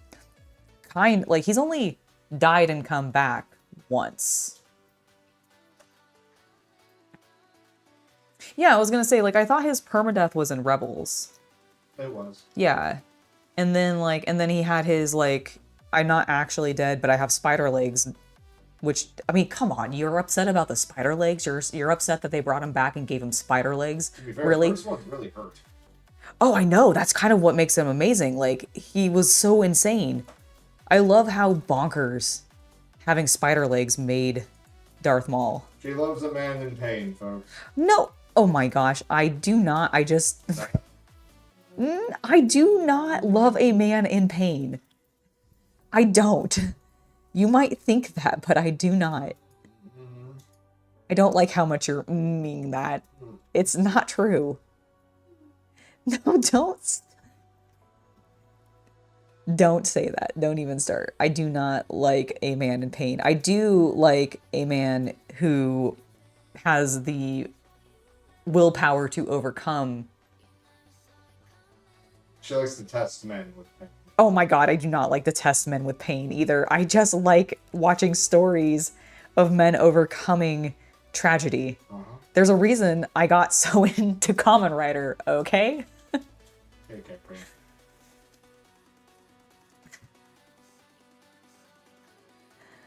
I like tragic heroes. And I know technically, like, Maul, I guess, isn't a hero, but in my heart, he is. He's my hero. He's my Sith Lord hero. He just wants an apprentice, guys. He just wants an apprentice.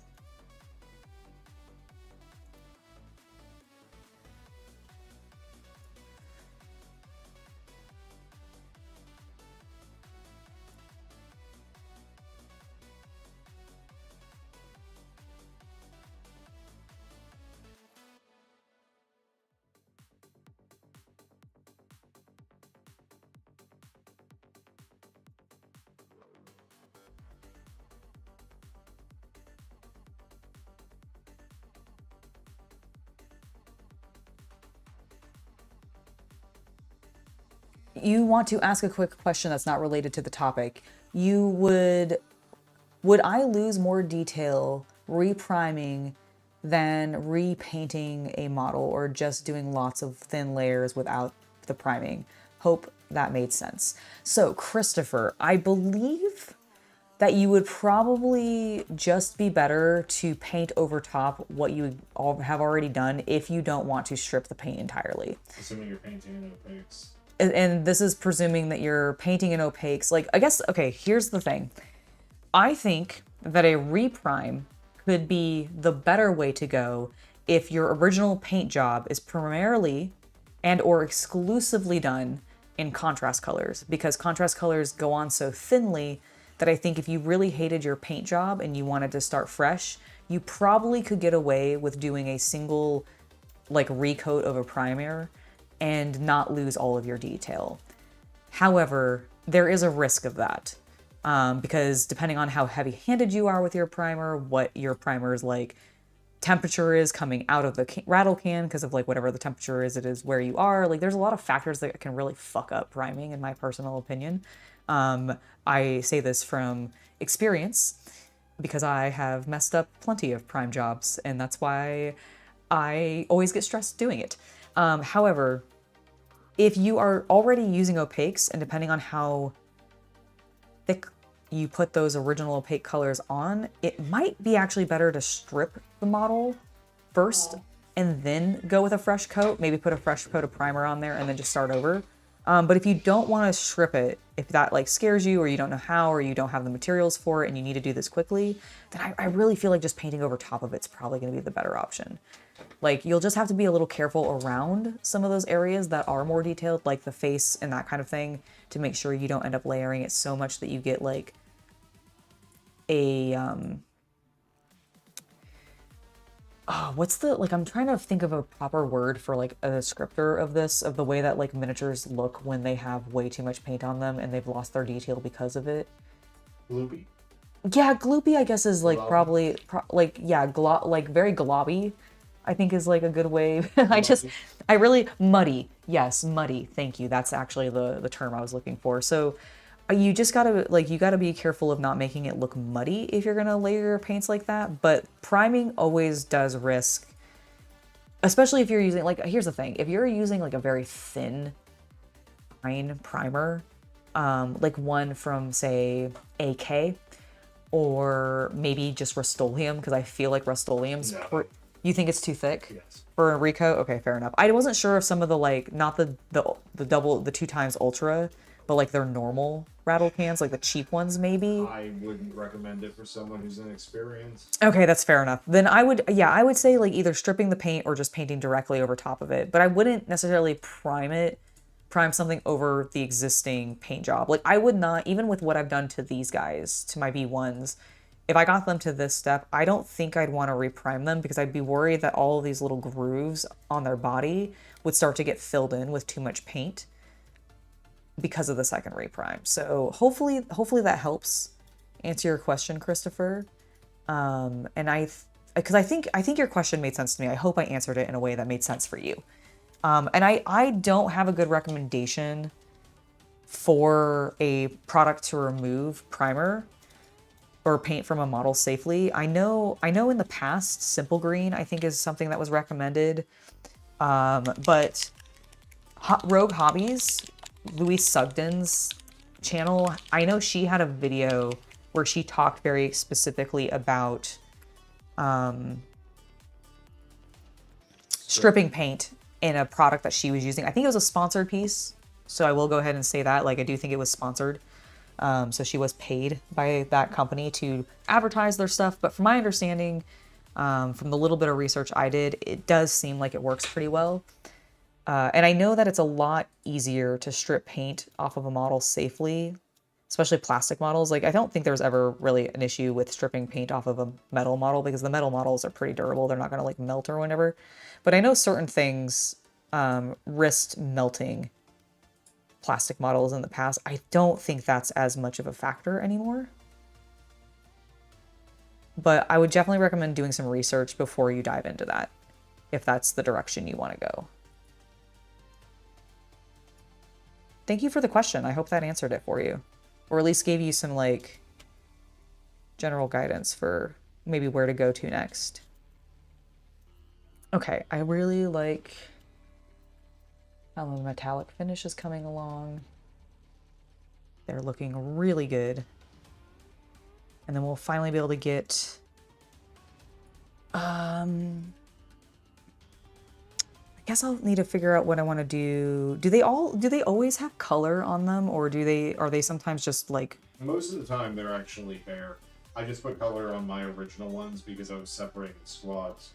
Got it. I don't need to worry about doing that. Okay, cool.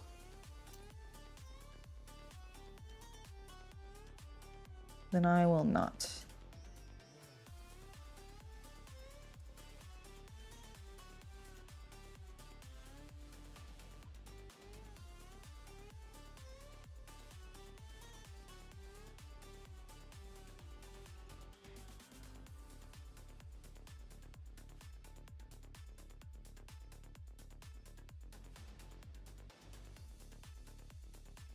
Maul is a hero in his story. It's true.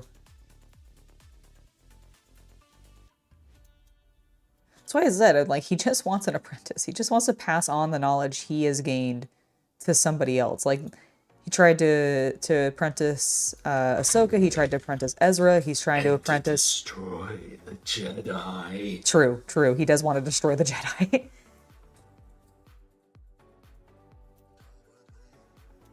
Obi-Wan Kenobi! He's so good. I love Darth Maul so much. Yeah, honestly, I think just my number one all-time favorite Star Wars character, hands down, that will never change. You made more progress in Zet's Day? You made it through episode 16? Excellent. Oh, I think you're approaching the big twist. I think he's into Nox's nightmare. Ah, that makes... Or if not, getting close. Cool.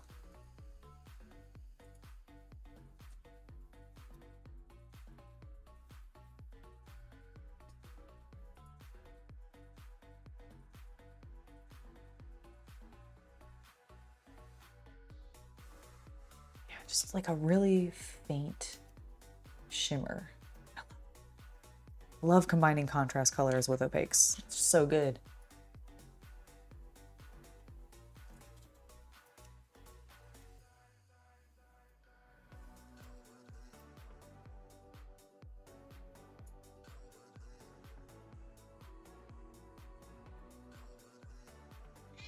Kita. What is going on with you? Why are you being so meowy? Angry mother. You're angry about what? The economy. Oh, okay, that's fair. It's pretty upsetting, I guess.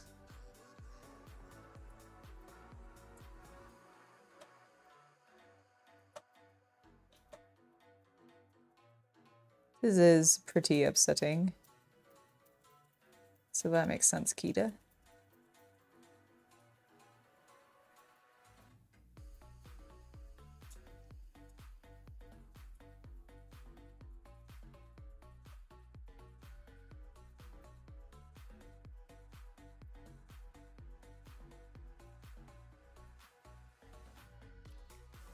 Okay, there we go.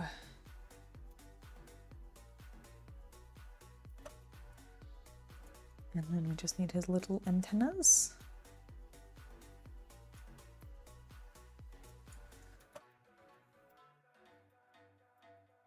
Just finishes Nox Nightmare. Nox battled and destroyed Zero, and you saw Nox talking to the lady. Excellent. The lady. The lady. She's a fun character. I like the lady. The lady. The lady, I'm sorry.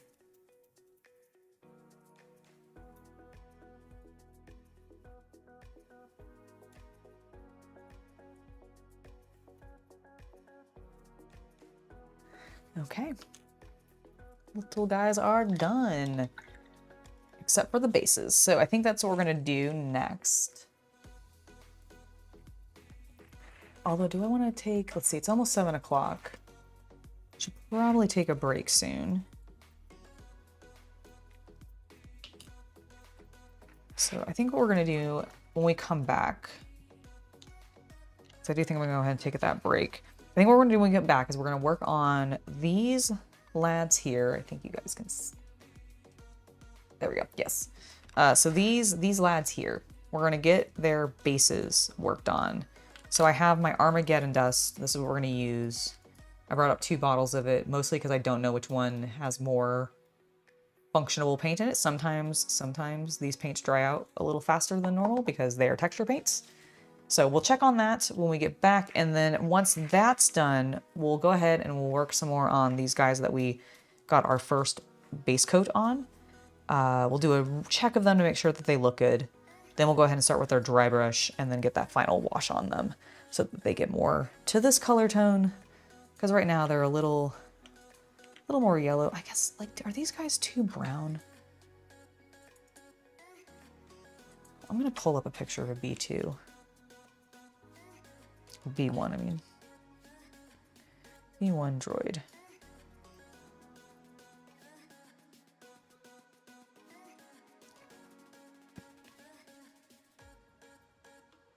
They're maybe like a little less yellow than the images.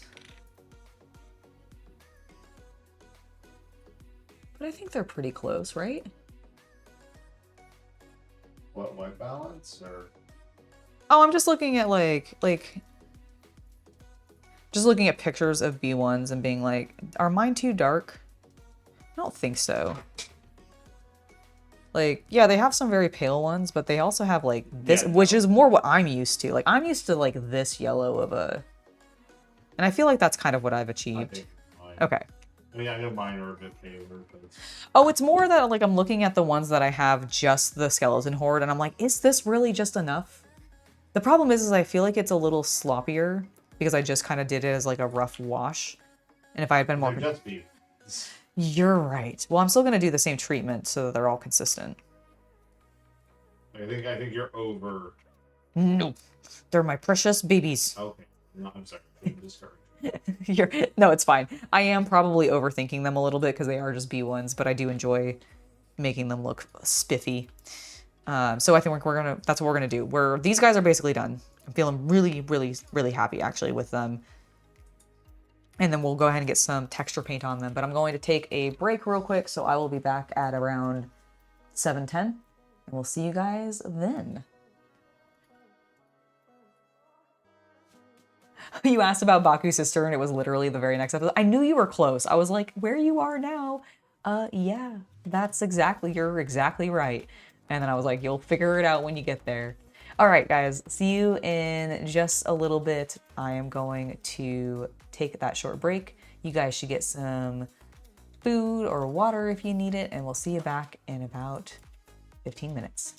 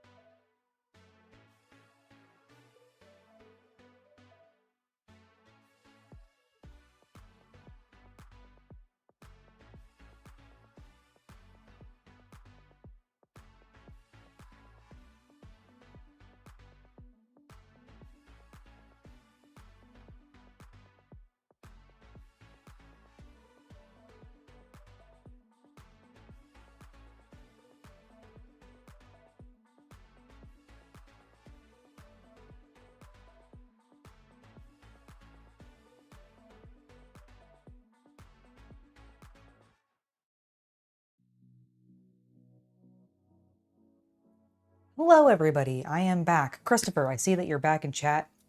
You must not have seen when I answered your question earlier, so I'm going to give you a quick recount. I do think you would lose more detail by priming your miniatures again, rather than just putting very thin layers of paint over top. I would recommend, if you genuinely want to repaint something that you've already painted, I would actually look into some kind of paint stripper. I know that there's a couple of good options out there. I don't unfortunately know the names of them because it's not something that I do very often, but I know that Rogue Hobbies, which is Louise Sugden's YouTube channel, has a video out talking about stripping paint from a model.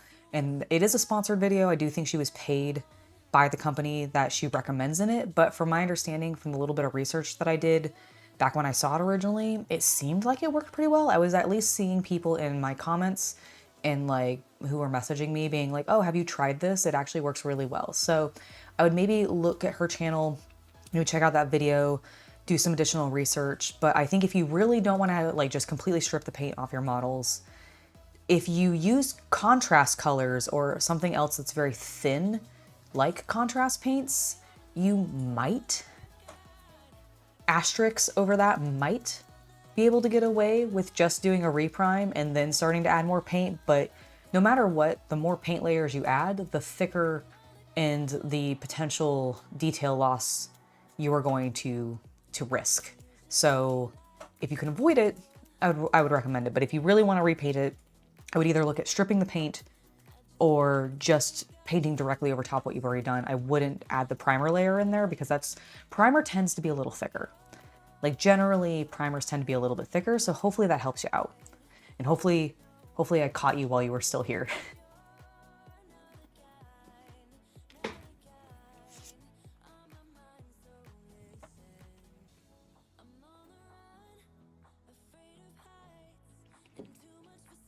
I got myself a bagel while I was on break, as well as I refreshed my water. And I put my favorite jam on, yeah, it's definitely a jam, not a jelly. My favorite jam on my bagel. I get this like amazing, and I'll show you what it looks like in a second. Although don't judge my very sloppy spreading skills, but like, I always judge your spreading skills. fair enough. Excellent. But yeah, just like, it's so good. It's a peach strawberry, and I love it. So if you hear me munching a little bit, that's what I'm doing.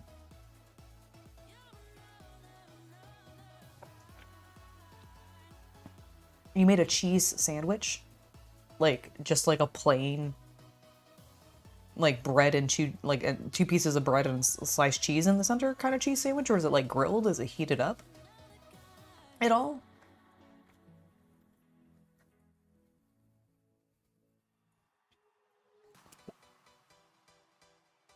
Okay, I think we've still got some paint in here. So we're gonna get started.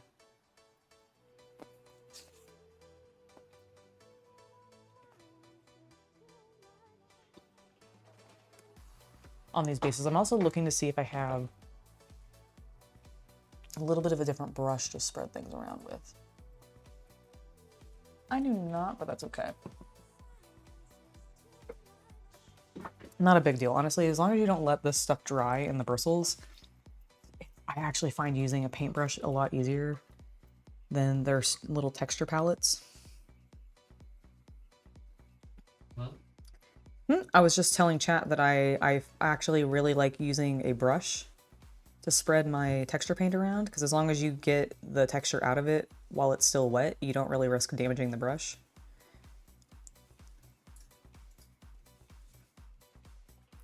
Although I do think we need to scoop a bunch of this out because it is a little dry. Oop. Got a big glob right there on my table. Whoopsie daisy. Let me just get that out of the way. Clean my hands. You toasted the bread first to make a fake grilled cheese sandwich? Nice.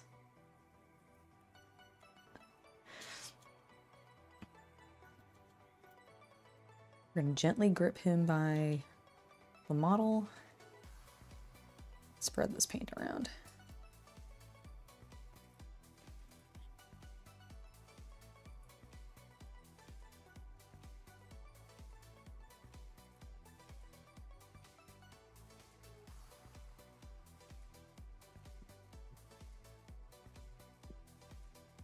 Oh no.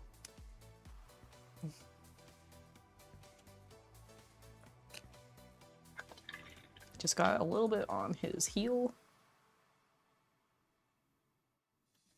So we're just gonna oversaturate it and clean it up. I think I might just need a smaller brush.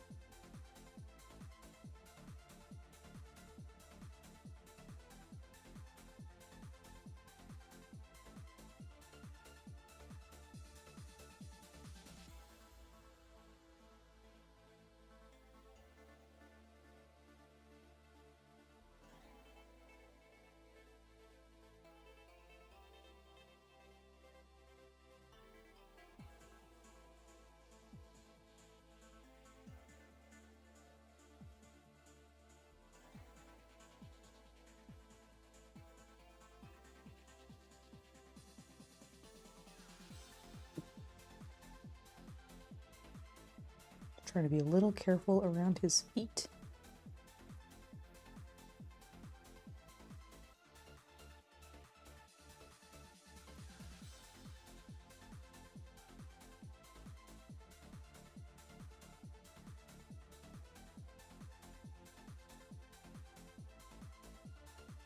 All right, let's see if we can get this in front of his toe. This tiny little section.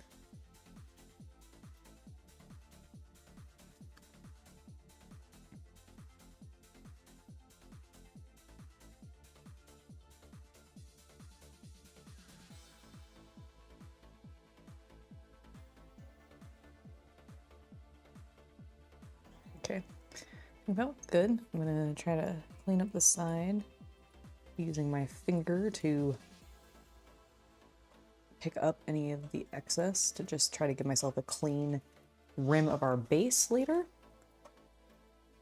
Actually, I'm gonna dab my finger a little bit to get this stuff that dried a smidge, reactivate it, and clean it up better.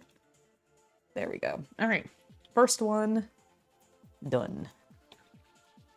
And then I just kind of rinse my brush after in between. I do want to slightly push the paint away from his foot as well. I feel like I got it a little too on top of his toe.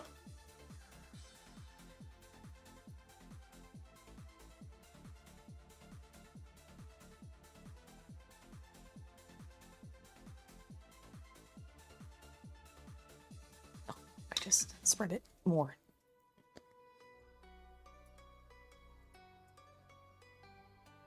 You know what? I guess a little bit can be on the toe. He is walking through the dust. There we go. Okay. First one done. Just 10 more to go.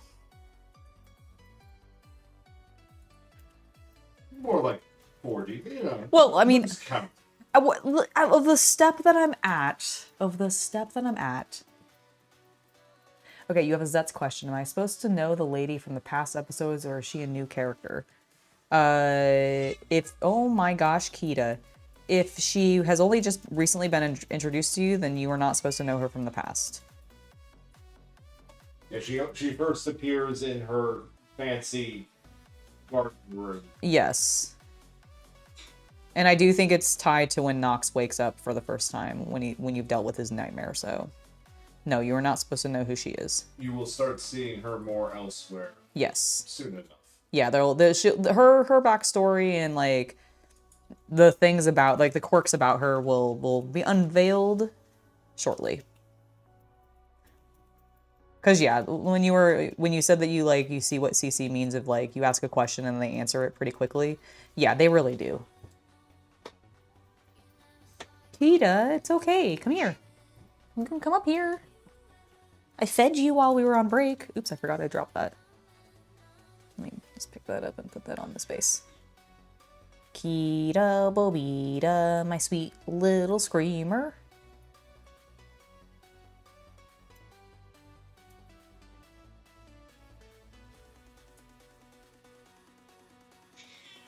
What is troubling you, Kita?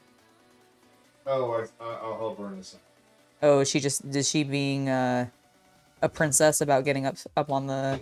Yes. I understand. Your Majesty?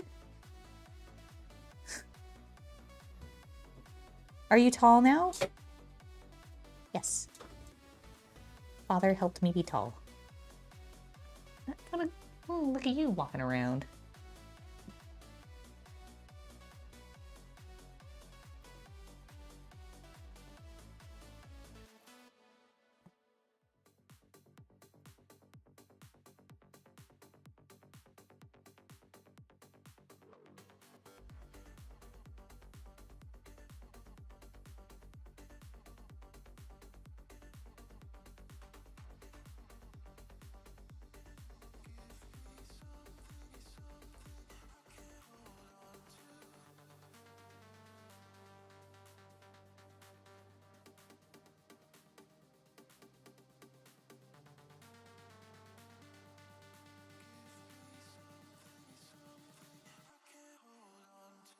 A little bit of water on my brush to reactivate some of this and have a little bit of an easier time spreading some of the stuff that is starting to dry. Way too much on my brush. There we go. That's a better amount.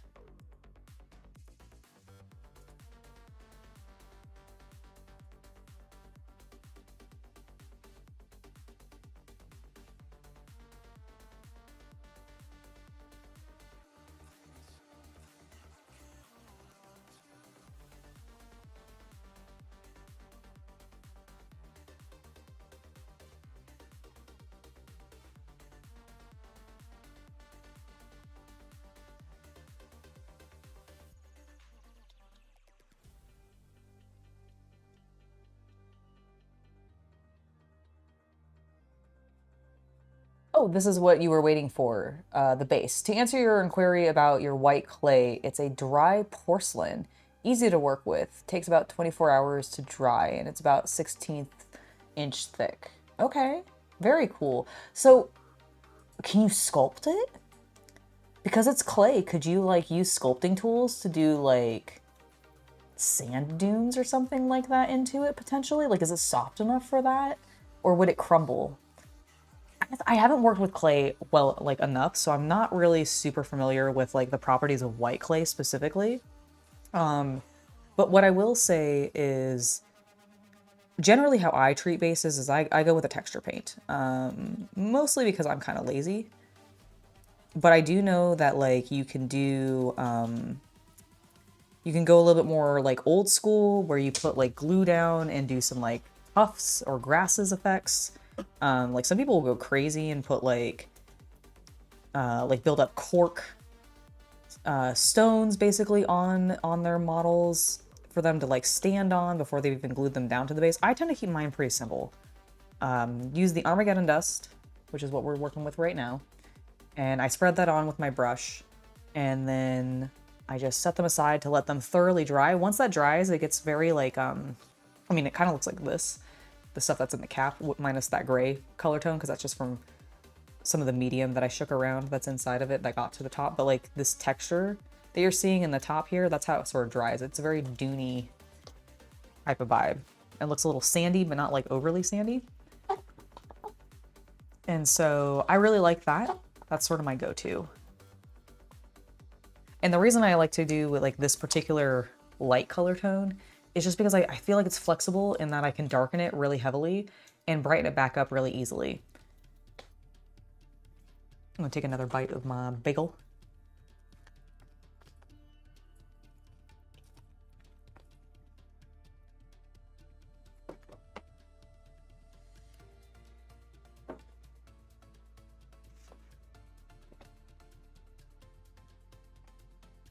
At the moment, so far, you don't really like the male investigator, but that could just be me.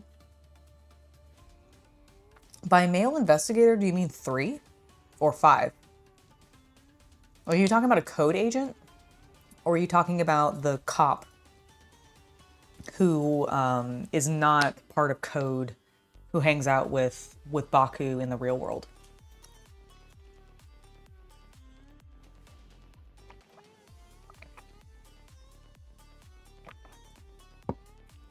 Sorry, my gulping was really loud there for a moment. I'm so sorry about that.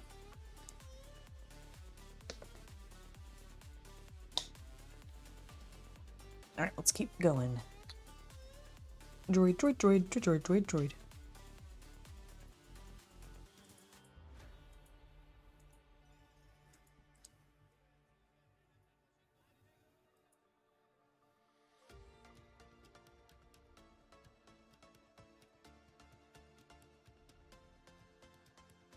The male cop? Oh, I really like, that's fair. I mean, I haven't really, I mean, is he one of my favorite characters? No, but I really have nothing against him.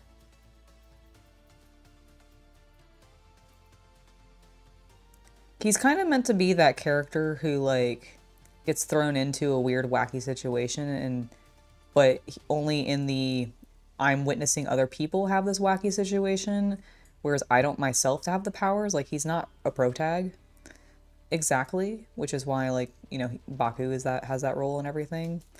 But I think he's supposed to be kind of like a little bit of a representation of the like just us as the audience, as these like outside viewers who are knowing about black cases but can't really actually affect black cases much. They never really revealed like what is going on between like him and or at least like I don't feel like they've really fully explained what's going on between him and Knox. Yes. Right? Like they haven't, right? Between which two? Between the cop, like the male cop and Knox, like they haven't fully answered like I mean, why, like not fully yet. There's a lot you can infer from what they've told us. there is, but I feel like I think there will still be another episode that gets into it. same, because I'm just like I feel like there's more to it because otherwise they do. Yeah, because the series is going to go for between 50 to like 60 episodes. No, 48 to 50. Oh, sorry, 48 to 50. I don't know where the 60 number is stuck in my head. I'm so sorry. So yeah, that's what it is. And I think the most recent episode that came out was somewhere in like the early 30s. The male cop is an actor who was in an older Ultraman series, just like the female cop was an actress who played Kamen Rider in Kamen Rider. Wait. The female cop in Zetsu was in Geats? Was she like a random? Was she a suit actor? Was she a suit actor? Because I don't remember her. Like, I've watched all of Geats except for like a couple of the movies. And I don't remember her being, like, she's not Nago. She's not Sumeri, I don't believe. She's not Barbara. So was she a suit actor? Oh, she was a suit actor. Oh, that's so cool. I didn't realize that. No way. I think it. That's so cool. Do you know, was she Nago's suit actor?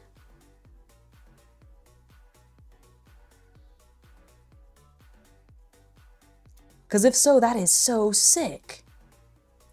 It makes me like her even more.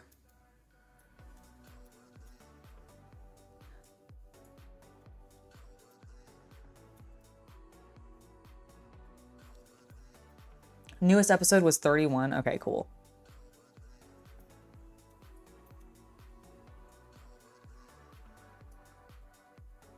It was like, I knew it was in the 30s, but I can't remember if we were like still in the very, very early 30s or if it was like 33 or something like that. Yeah.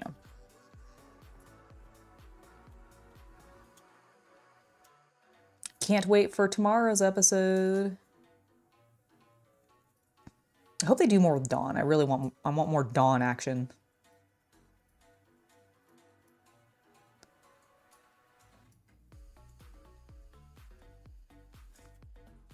No, she was one of the Desire drivers, not... Oh, I see. So she was just one of the random, like, people that got brought in and got, like, killed off really quickly. Got it.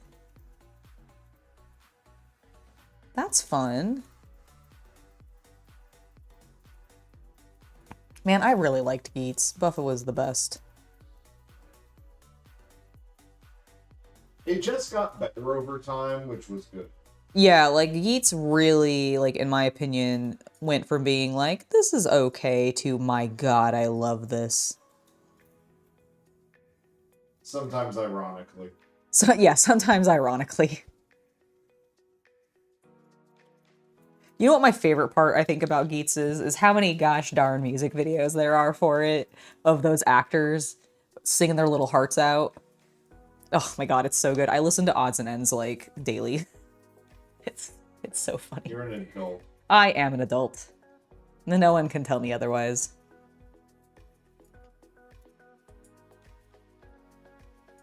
I love them. Like, the Jamato, like, Gardner gets a little bit of, like, action in that song. It's Daichi, Buffa, and Barbara, like, three of my favorite characters, which is really fucking funny for me because I will admit, when Daichi was first introduced, I was like, I hate him. Everyone hates him. I hate him.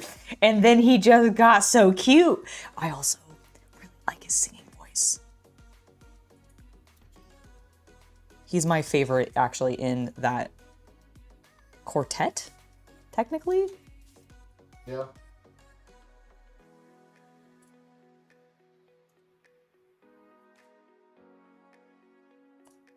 I kind of want Baku. Like, I want Baku and Nox. I don't know if they're musical at all. I kind of get the impression they're not.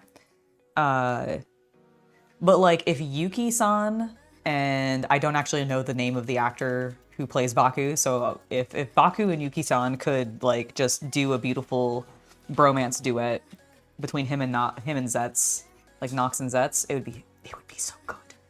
It would be so good.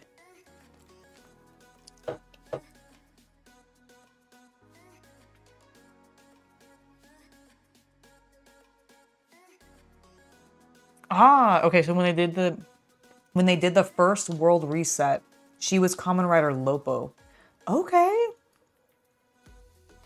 Dude, that's so fun. I had no idea. I knew that a lot of the actors and actresses who play in Kamen Rider and also Super Sentai, and I kind of presumed a lot of the other shows too, they kind of crossed over a lot. Like if you're a Toku actor, you end up in many Toku series in some capacity or another. But it's really cool to see how many different ones there are.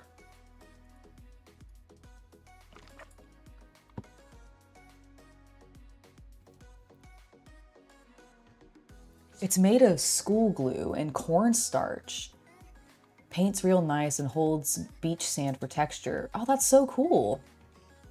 That's really cool, Interceptor 333. You know, I can definitely see how that would work really well. How long does it take, like, if you're doing it by hand for these white clay bases, how long does it take for them to dry? Like, are you buying them pre-made that way, or are you mixing the glue and the what did you say? And the starch? I assume you must be doing it, right? That would make more sense with, like, the contents of the particular bases. That's so cool. Okay, here is our Nealon Bro. Let's get some extra paint. Boop, boop, boop, boop, boop, boop, boop, boop.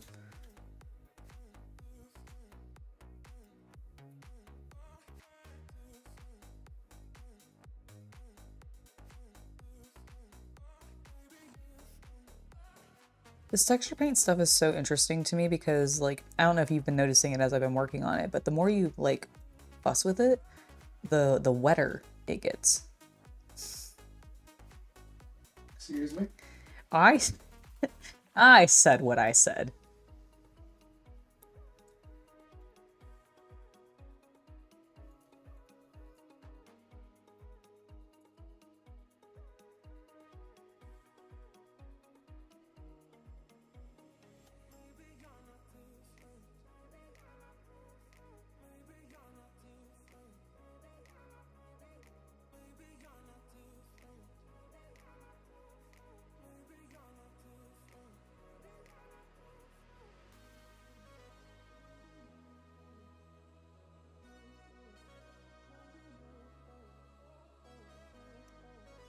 Like, if you're a Toku fan, the last Sentai series,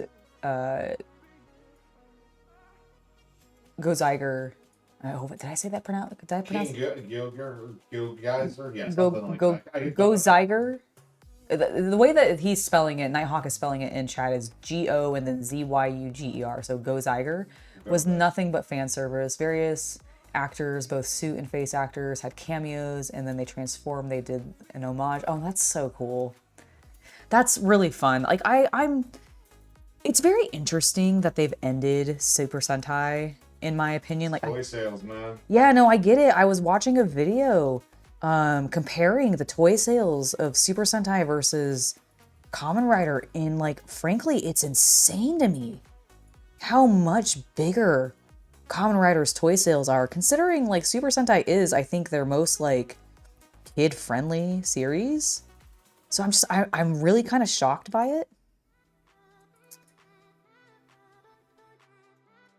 But I guess it makes sense. It's just it's a little sad. I know that Hasbro is still making, like, they're going to start making their own, like, fully their own Power Rangers, which is what I, like, or at least that's what I've heard, and I'm like, ooh, what is that going to be like?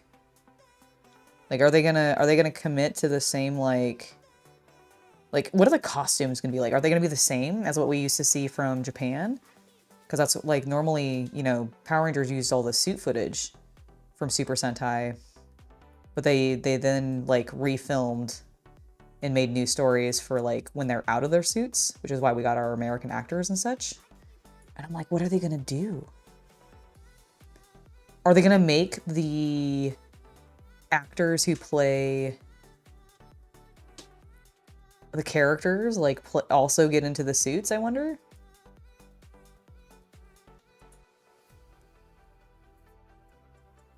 I'm trying to get a little bit of, like, dust on the underside of his foot, like his foot's picked up some debris, but I don't want it to be too heavy. I think I need a wet. Yeah, I think that's gonna work better, and then we'll lift some back up.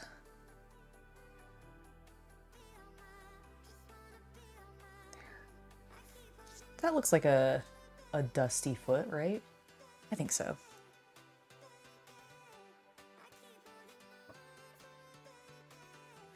Oh. Oh, I just realized that I never actually took a draw.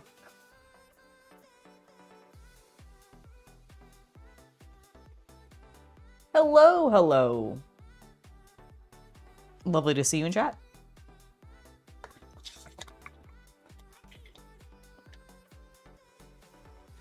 It's a bit twofold. The agreement Toei signed with Hasbro Saban means Japan Sentai can never air in the US. I'm curious to see the new Power Rangers. I'm just worried the Cosmic Fury was kind of meh.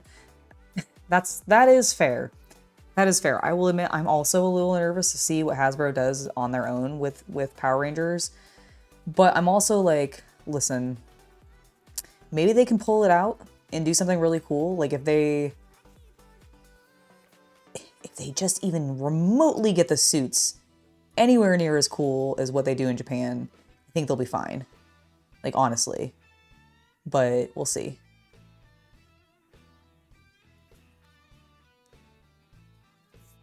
We will just have to see.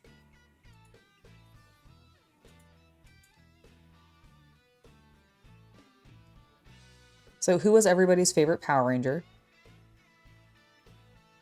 mine was a combination of the Green Ranger and Kimberly. Green and pink. Those were my boys and girls.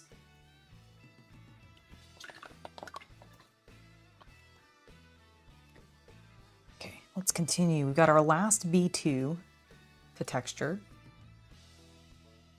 And I think this has been going really well.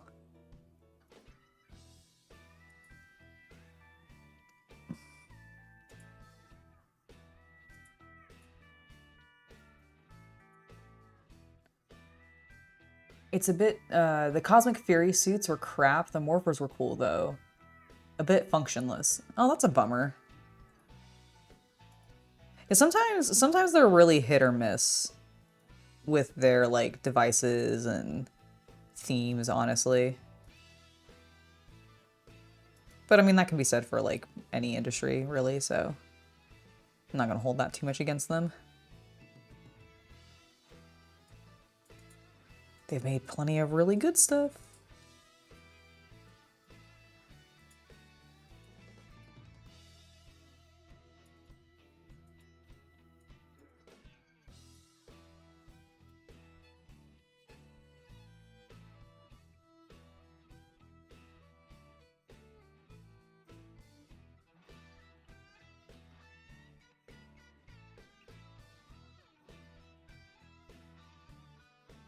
Alright, this is looking good, although I do think I need a little smidgen more paint.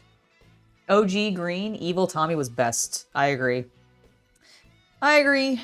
I fully concur with that sentiment. Evil Tommy was best Tommy. I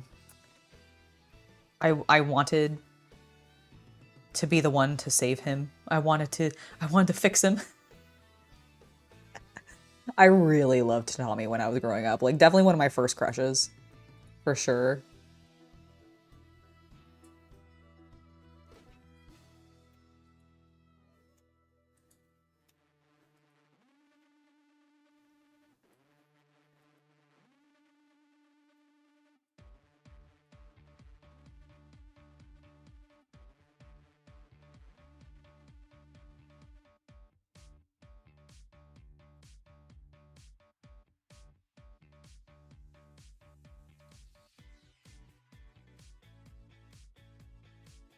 All right, we're looking really good on this. You've been out of tabletop games for a while. Legion was the last you played, but I miss painting so much. It's gratifying to watch too.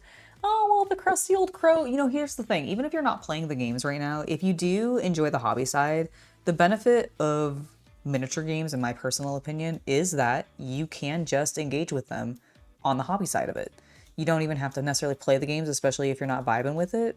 Although, I would be very curious to know if you've looked at what the updated rule set for the new edition of Legion is, because while I have not fully looked at it, I did play a little bit of Legion back in the day before they did the update, and I am very much looking forward to, like, part of why I'm doing this is because I want to try out the new edition, because they released a second edition. And I'm very curious to, like, see how different it is, etc. and see what they're doing. So, and I agree, the miniatures are fantastic, like, and they're very fun to paint. Like, they have just enough detail to be incredibly satisfying to finish without being, like, overwhelming. Certain GW models, I will admit, have so much detail on them that they become overwhelming. And it's like, I don't even want to touch this now. I don't even want to deal with this. You've been wasting time painting the new StarCraft stuff? You already have it? Wait, you already have access to the new StarCraft stuff? I wanted some new StarCraft stuff. Really, give me the new StarCraft stuff. Well, I don't have access to it yet. I don't ask for much. I'm sorry. I don't know what to do. Well, I feel like I've disappointed you thoroughly, and I hate disappointing you.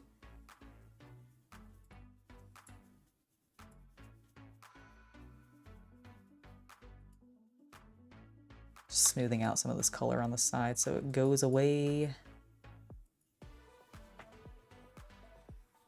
You're going to get back into Warhammer 40k, you can just feel it. Are you confident with what you've seen for 11th edition so far then? The Crusty Old Crow? Because I'm not super confident with what I've seen so far. All of their claims of like having only the one system and it's not going to be competitive versus narrative now and all this stuff. I'm like, yeah, that sounds nice in theory, but are you like, I'm just worried that that just means they're going to kind of just focus on the competitive. Like, I know they say they're not going to, but like, you can't force narrative elements into a game. If the players want there to be narrative stuff in the game, then that will kind of happen organically, but I feel like trying to like force it and then have really like specific rules to accommodate narrative, while can be fun, can also be really finicky, cumbersome, and a little tedious to play through. So I don't know, I'm very worried. But I am still going to grab the new starter set because I will admit the nostalgia has worked on me. GW played their cards perfectly and they were like, Orcs and Blood Angels, guys. Everybody loves Orcs and Blood Angels. Look, we're giving you 2nd edition nostalgia, everybody.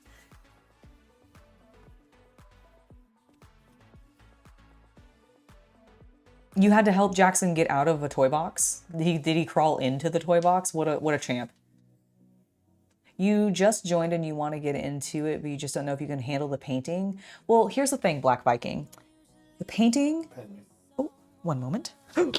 Oh, Jesus, sorry. No, that's my bad. I fumbled. Sorry, I didn't mean for that to suddenly be very loud. Here's the thing, Black Viking. You can approach the painting portion at whatever speed you want to. There are also tons and tons of tutorials out there, and even though you may go, well, they're not showing me how to paint like the specific thing that I'm working on, but you will find that as you watch more and more tutorials or hang out with people in live streams as they're painting, that you'll probably pick up some techniques and guidance that might give you the confidence to go ahead and approach painting if you want to. But here's the key factor that I want to point out.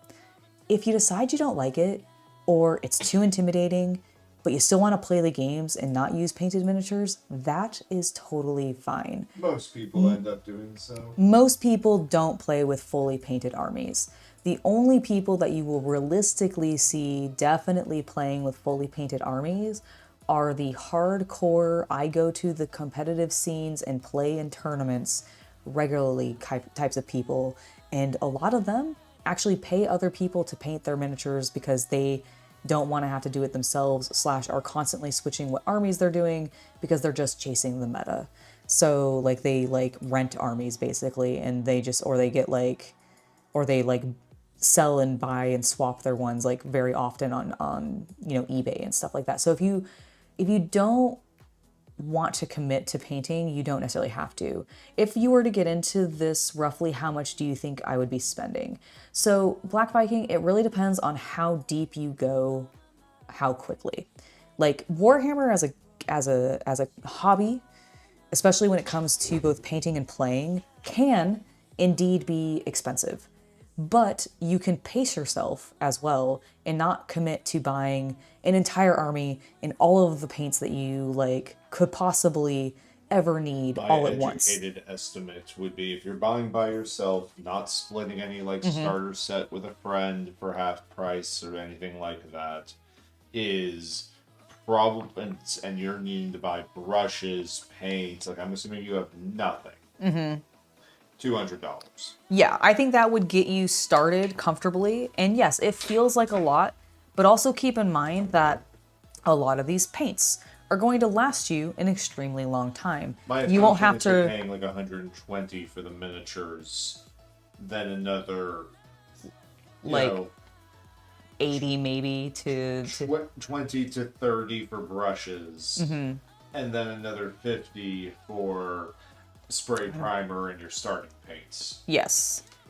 And here's the thing, you can mix paints, so you don't have to get a whole like ton of colors. There's starter sets. There's starter sets out there. Army Painter actually has a ton of different options for starter sets, so there's lots of ways to get around spending a whole bunch all at once.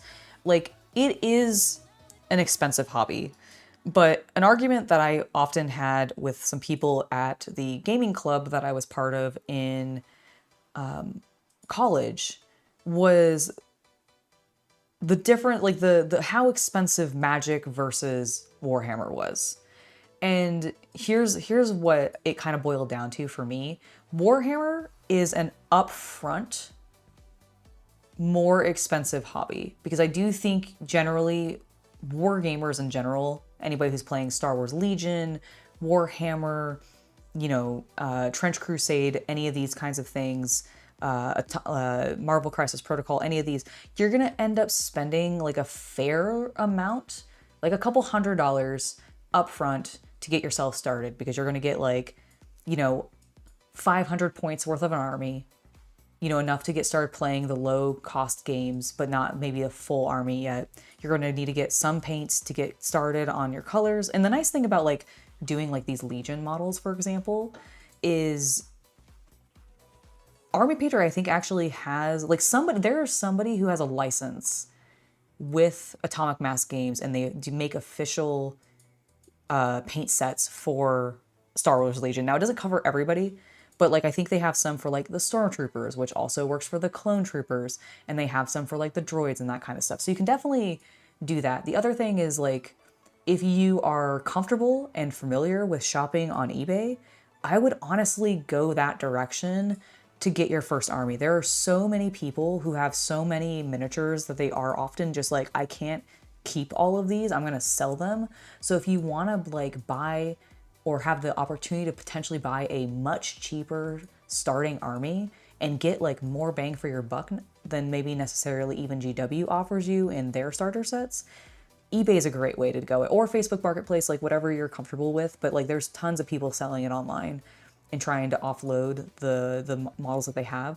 I would just say that like, be careful doing that and do some research to make sure that like what you're trying to buy is not overpriced, because there are some like scammers who will have more recent box sets and they'll sell them for astronomical prices because they scalped them.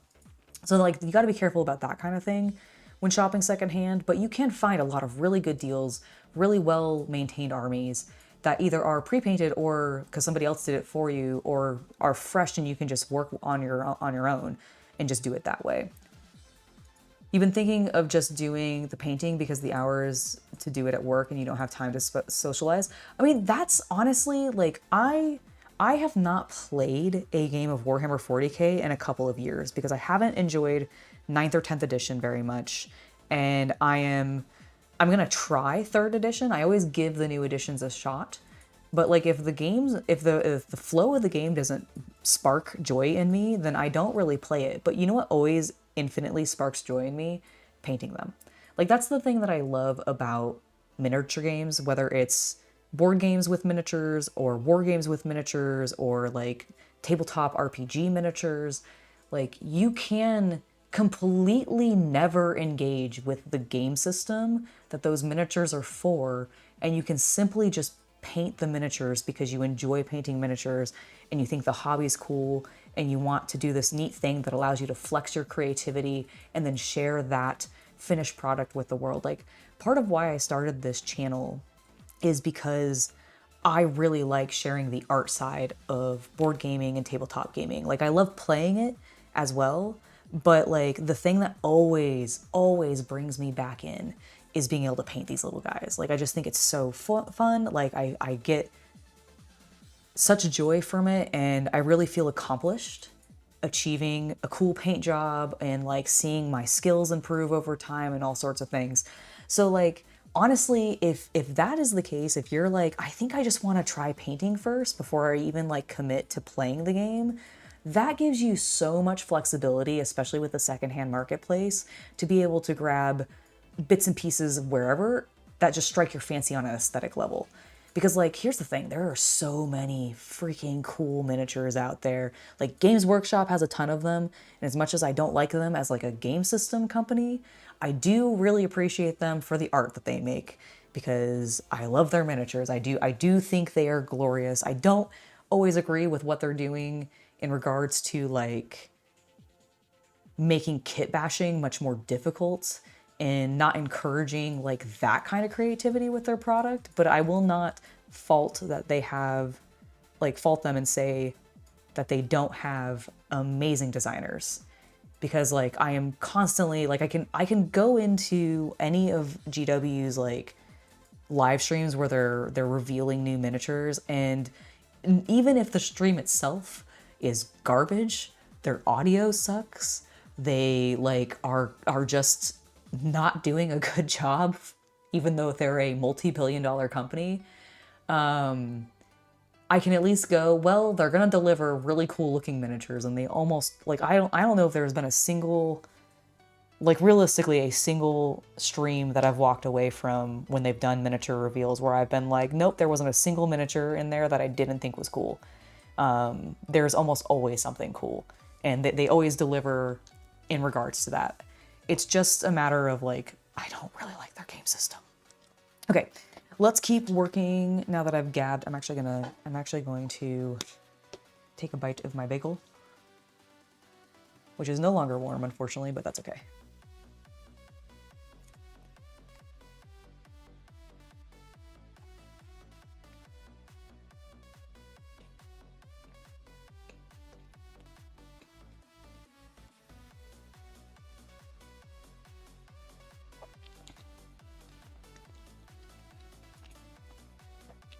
So when it comes to supplies, do not feel obligated to go to like a hobby store specifically to buy your paints or brushes necessarily. Like the paints maybe, because I do think the bottle sizes and consistency of a lot of the miniature like specific paints has been developed to go on miniatures really well. But when it comes to like brushes, palette, like you need a cup for water, just use a cup at home. Get solo cups, and like the plastic solo cups, you know, the little red ones or whatever, and just use those if you want to. Like, yeah, I have a fancy one that's ribbed and has like, look at my delicious paint water. Doesn't it look like a very milk-filled tea? Or very milk-filled coffee? But you can like, you don't have to get something fancy like this. You can do a lot of things on a budget when it comes to the supplies. The main things I think to focus on are getting like good paints and like at least one really decent brush. But you don't have to be like, you don't have to buy a bunch of different brushes. Like I would get like one or two sizes, like one that's like bigger like this for doing like larger base coating and working on larger models. And then like if you really need that, you feel like you want to get a detail brush, you can definitely get one. But I got like all three of these brushes are like I did not get any three of these brushes at a game store. I bought these at an art supply store. When they redid Gaunt's Ghosts in plastic, you were pretty impressed. I love the Gaunt's Ghost models. I've painted Colum, I believe is his name, on the channel. And I really had fun with him because I did a freehand camo design on his cloak that I was really happy with how it turned out. But yeah, Gaunt's Ghosts, like those new models that they, well, I mean, they're not new now, but the ones that they came out with a couple years ago when they were brand new looked honestly really, really cool. Okay, let me shake some paint. And we're gonna scoop out some more of this. I actually might clear this bottle of texture paint tonight. It wasn't very full to begin with, so I'm getting the dredges out if they'll function with me. There we go. All right, there's a little bit. There's a little bit more. There we go. All right, I think that one's pretty much out. I actually have not read any of the Gaunt's Ghost books. Like, they've constantly been recommended to me. The problem is I don't really have a lot of time to read very often. Like I just don't end up giving myself a lot of time. I keep myself very active with other things. So I don't just sit down and read, but I've heard nothing but stellar reviews about the Gaunt's Ghost books. I mean, it's kind of not surprising to me. Like, one of the major, like, hardcore Imperial Guard specific books, right? Yes, ma'am. Yeah. They are Cadian, right? Am I wrong about that? Like, I actually don't know as much about the Gaunt's Ghost because, like I said, I've not read their books. So please correct me if I'm wrong, but I thought they were Cadian still. But I could be completely wrong about that.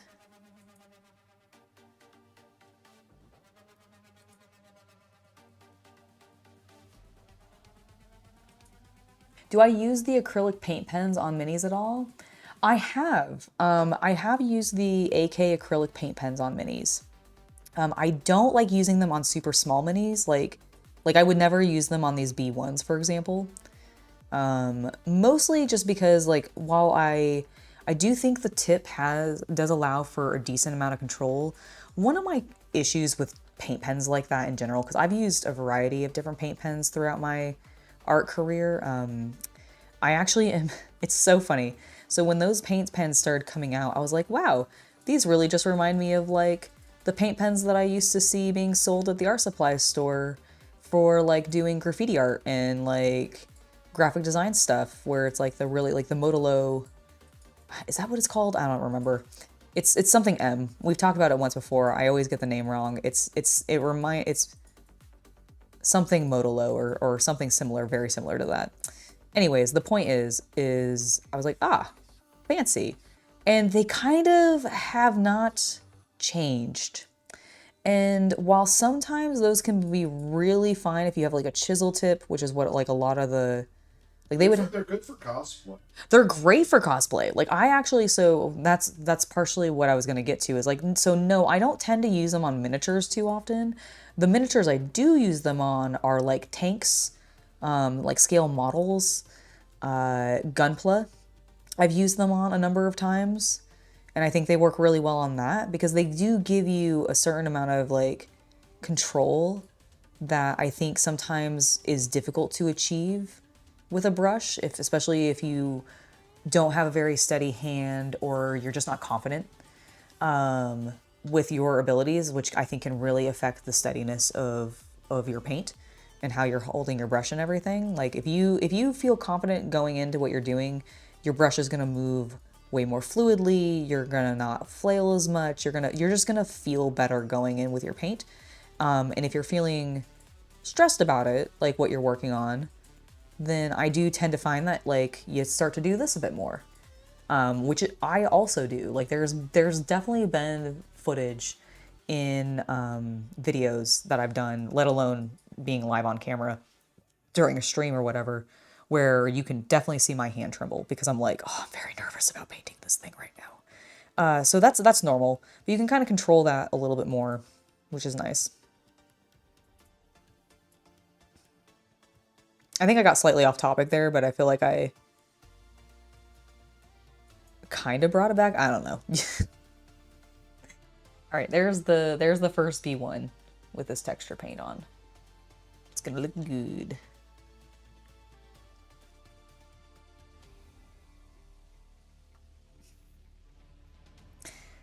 You can see, actually, these guys have started to have theirs dry a little bit, and we're getting some just really, I almost dropped him. Some, like, really nice dirt texture. It's just, I love this stuff. It's so nice. Yeah, they were, exactly. They were just the same art pens, just reapplied.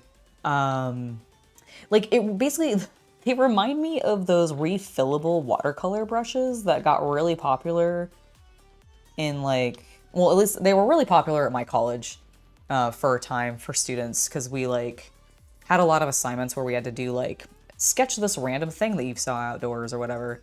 And so we would bring, like, these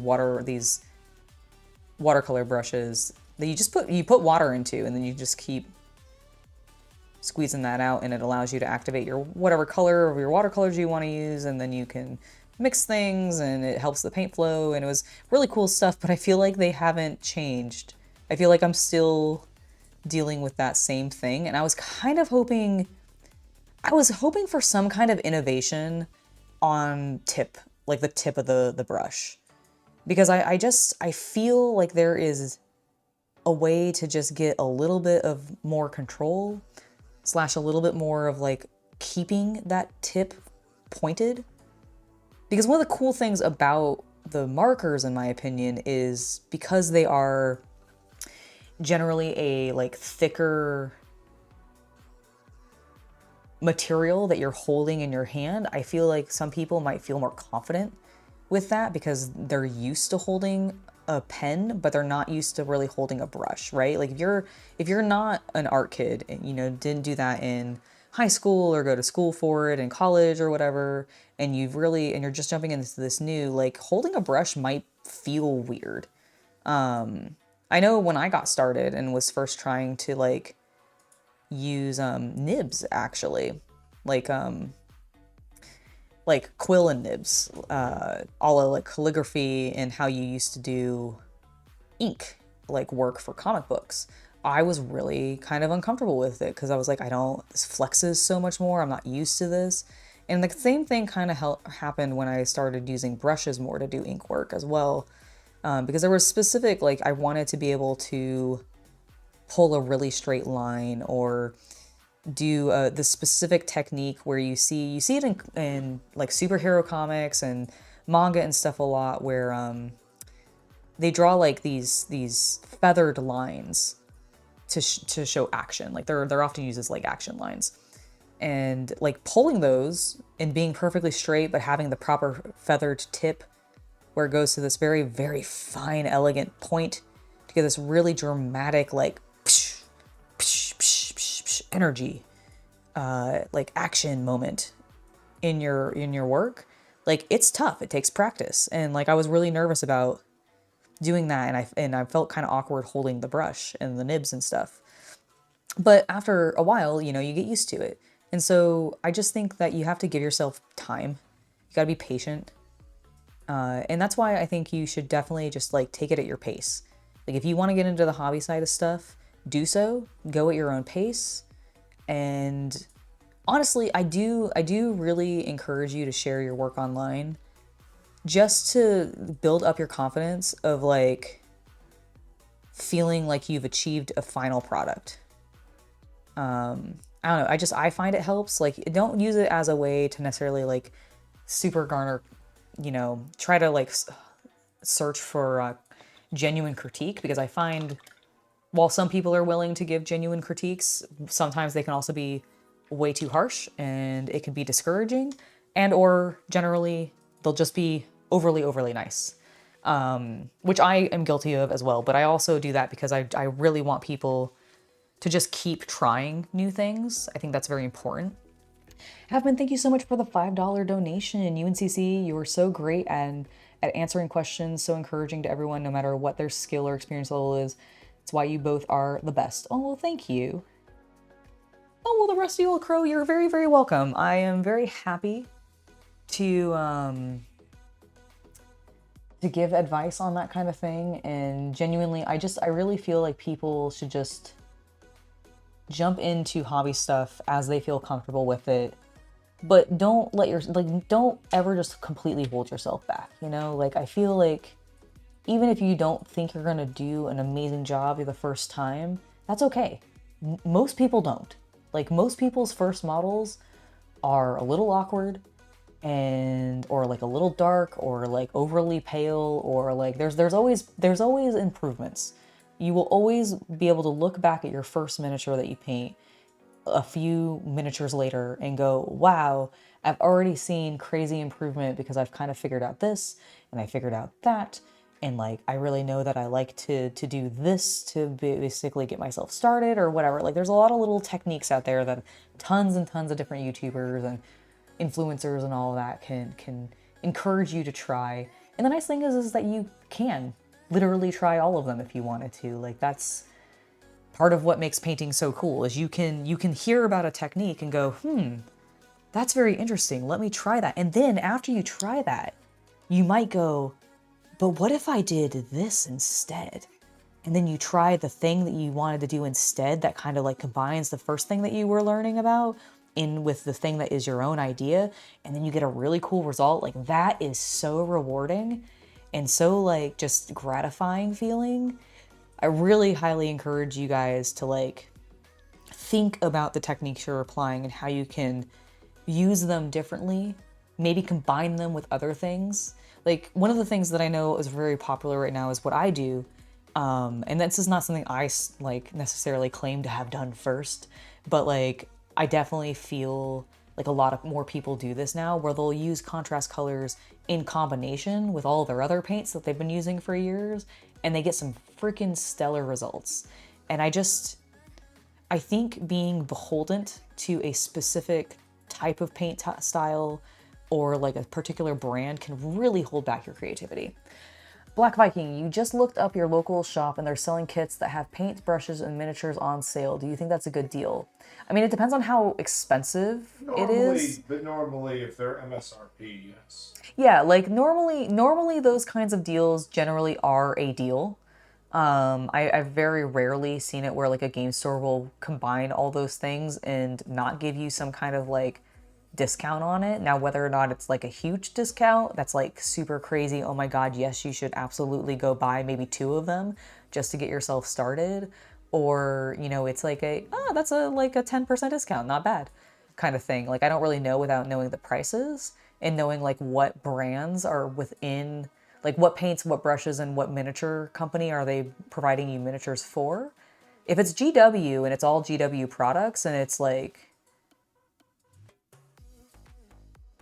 depending on how many miniatures they're giving you, if it's under $50 or $50 or less, then I would say yes. It's probably a pretty good deal. Because especially if they're giving you Citadel paints and Citadel brushes, like those can, because they're branded, they can be quite expensive.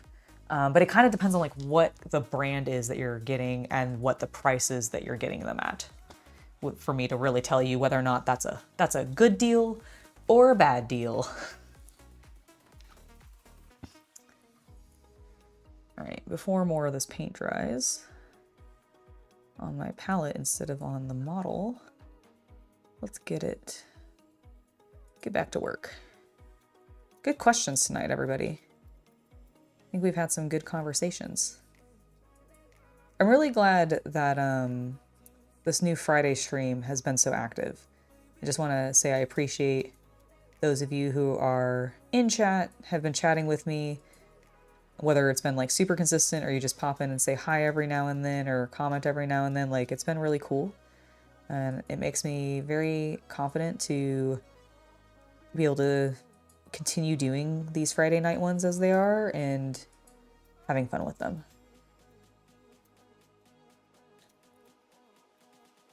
I've also been trying to be better about like trying to stay a little more consistent with my distance from the camera so that it doesn't flex as much. Has it been, I know it's still occasionally like refocused and everything because the autofocus is on, but has it been better tonight than last Friday for those of you that maybe were here for both of the streams?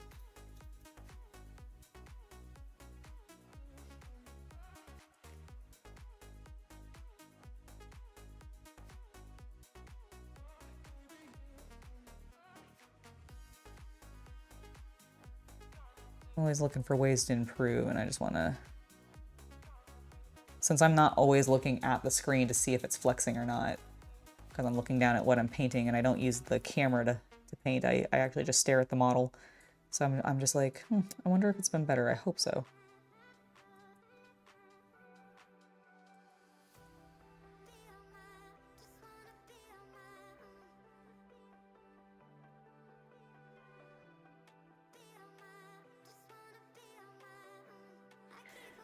You saw the Facebook post and it's been interesting. You've been interested in painting miniatures, so of course you had to follow. Well, thank you, Black Viking. I appreciate the follow. That's awesome.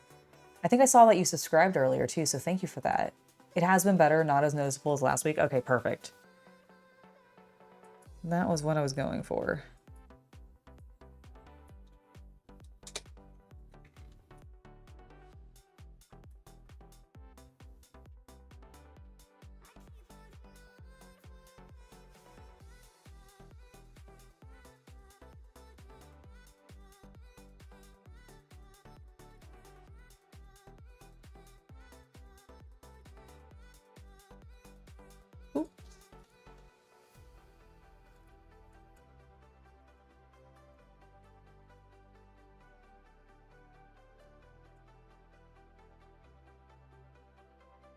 feel like I was getting the color but not the texture portion of this paint on this side, so that's why I moved some of that.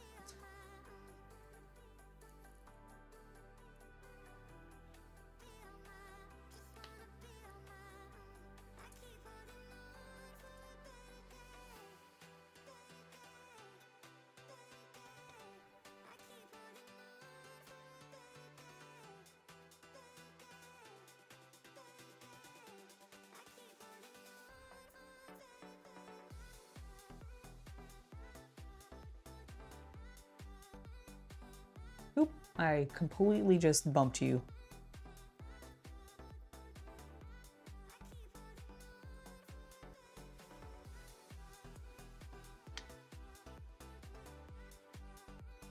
At least it wasn't with the wet side of the brush.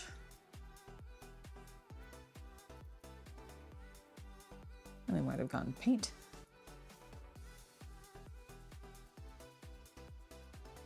Okay, I think that looks pretty good.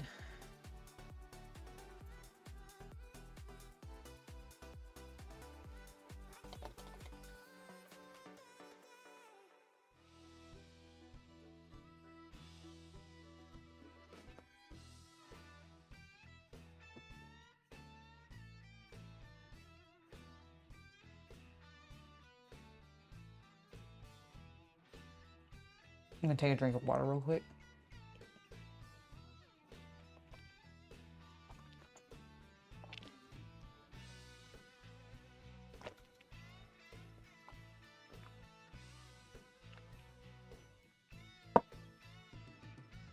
Stay nice and hydrated. I was saying that I was staying nice and hydrated. All right, I don't really think there's too much in here left, but let's try and get... There's a little bit. There's a little bit more.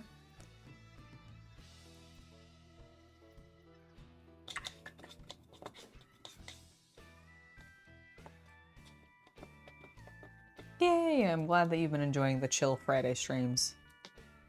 Yeah, I've been enjoying it too, and I definitely want to continue it. Although I am looking forward to my stream with Shay tomorrow. We're playing more Slay the Spire too. I'm excited. Should be a lot of fun.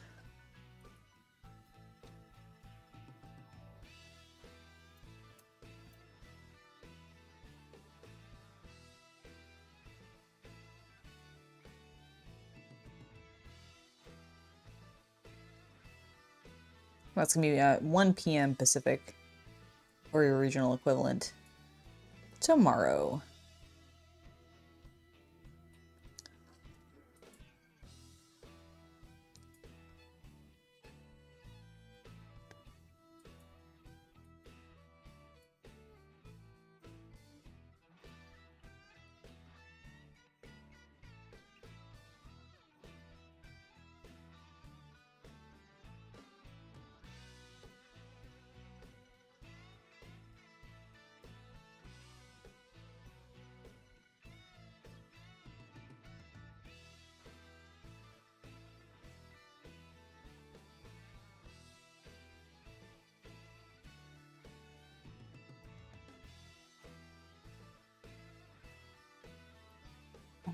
I think we want to move a little bit more of this paint around, so I'm going to add a little bit of water to it.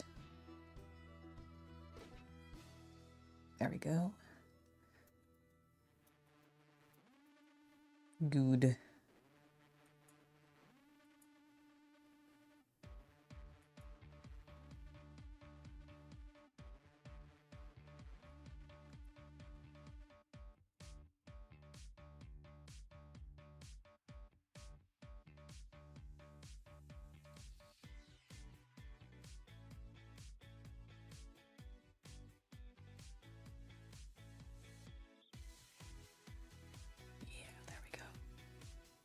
There we go.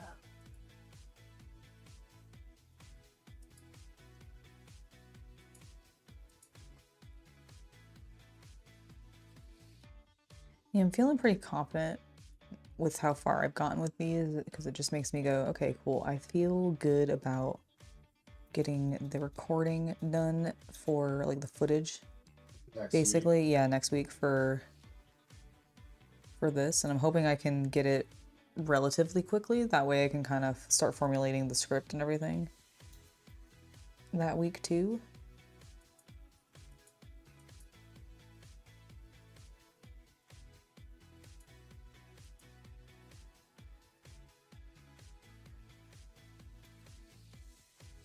Especially since I've kind of already gone through that process with you guys here on these streams. Hell yeah.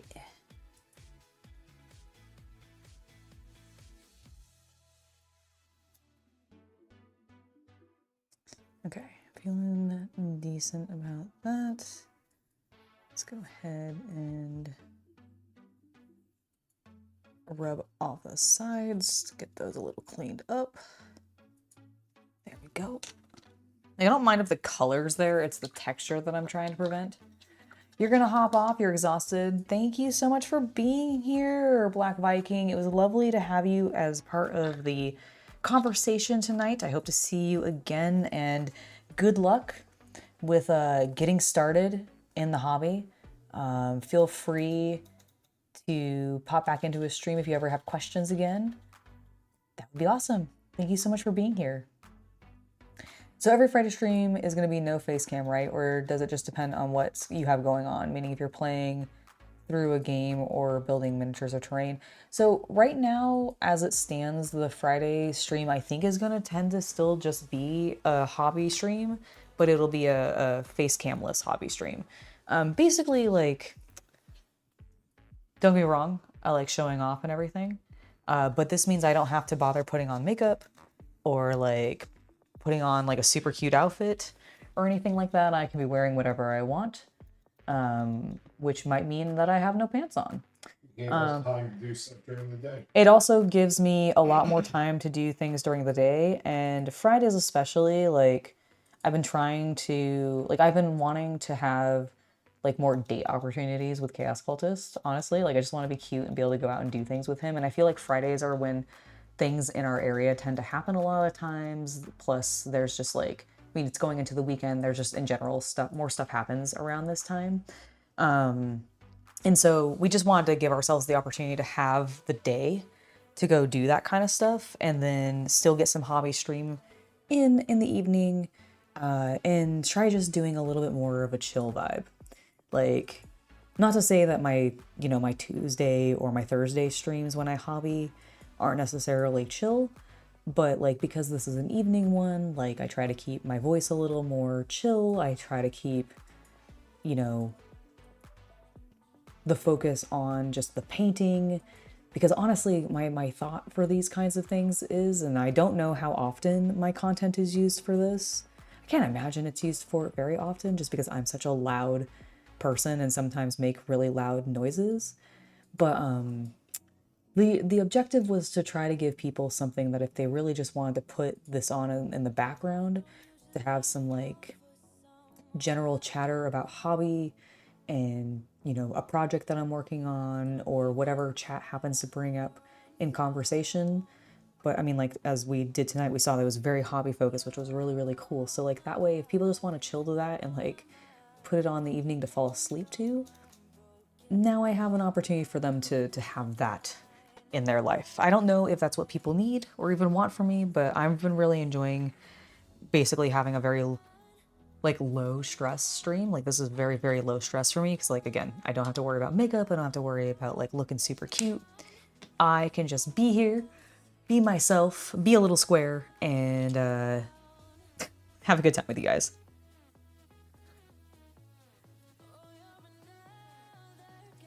Let's get a little bit of moisture into this pot.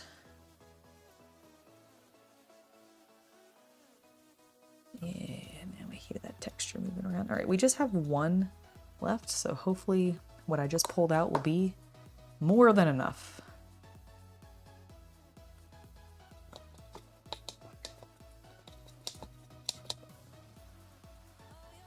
Oh, it's a good question to ask.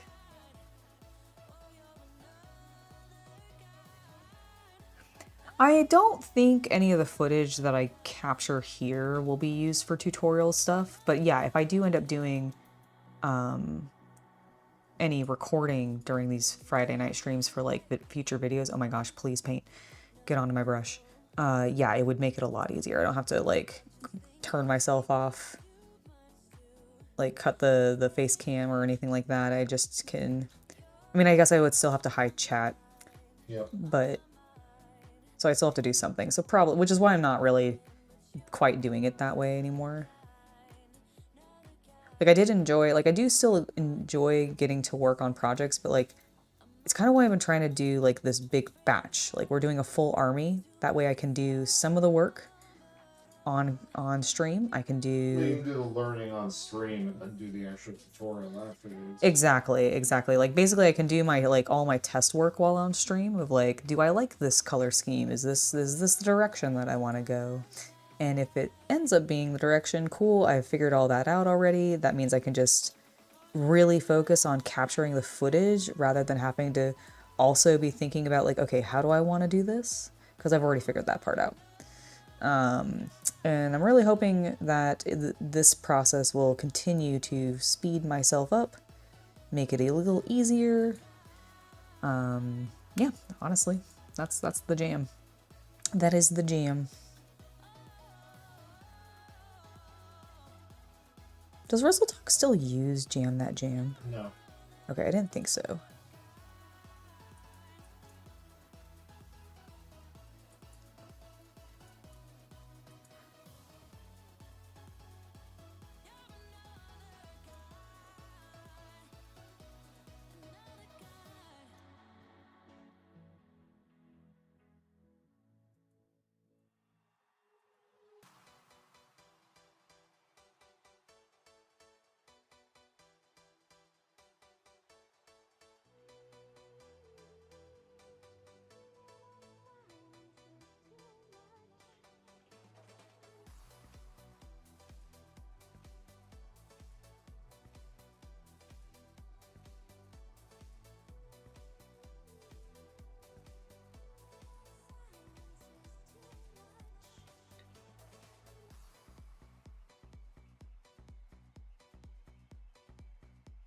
Oh, I understand.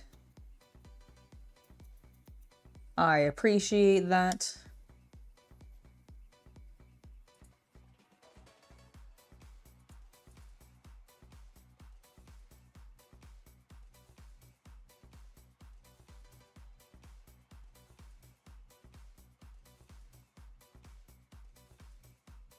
Whoa, that sounded amazing. It was good. I don't know if you guys heard it, chat, but CC just got an amazing crack out of his neck. One that I am actually quite jealous of. Okay, I think that looks good. I think I unburied his foot well enough. It got really covered. Nah. Whoa.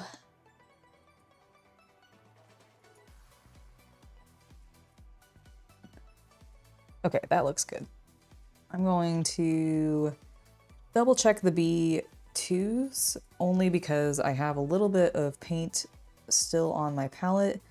And I did notice as it was drying, there was a couple sections where it didn't quite actually hold any texture. It just sort of was the color. So we're gonna see if we can fix that.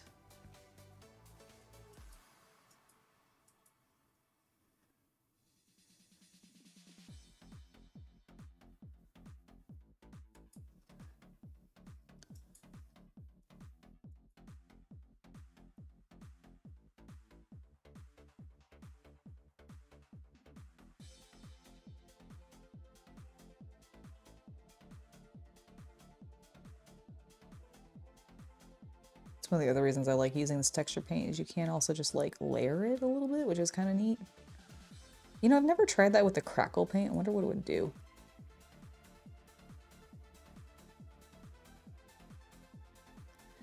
Okay, I feel like that now looks a little bit better. Let's check some of these other guys. Yeah, a little bit on this side, although this one's not nearly as dry as the first one that we just did, so let's be careful.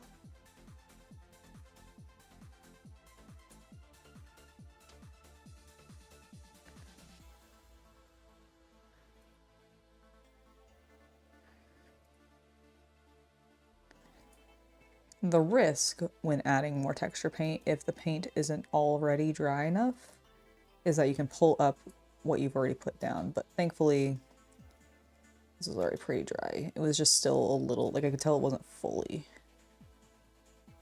finished curing, but I think we're good. I think we're not gonna lift anything.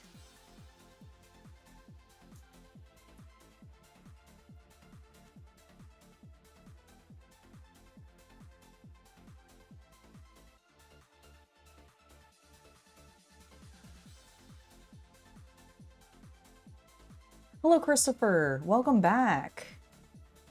It's lovely to see you back in chat.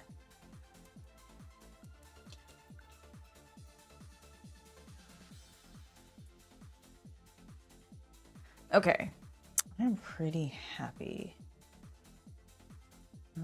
Yeah, around all of the B2's feet, I think I just did not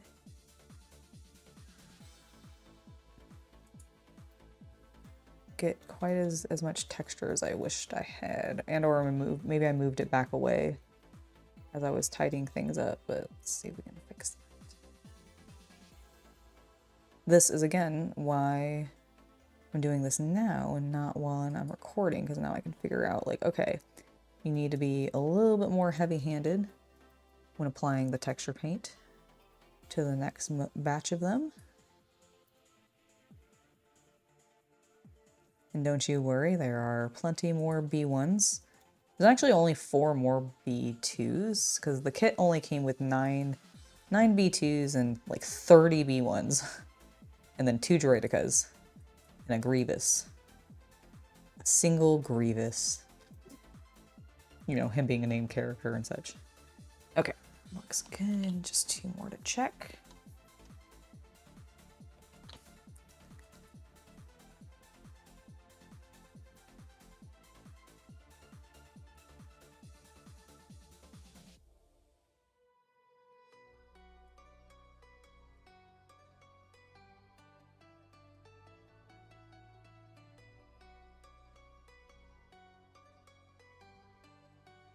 Nope, stick to the base. There you go.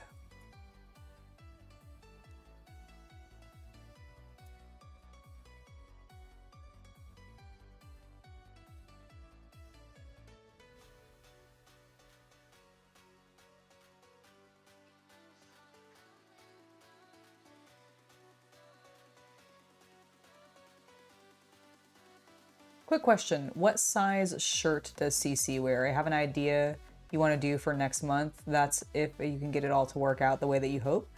I wear a size XL. Yeah, I was gonna say XL is what he wears for shirt size.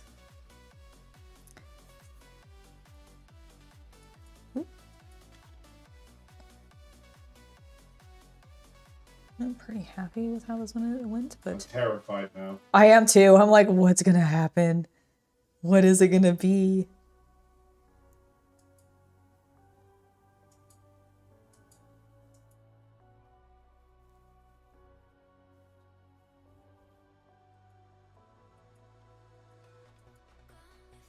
And by terrified, I mean I'm more excited, I think, than anything else.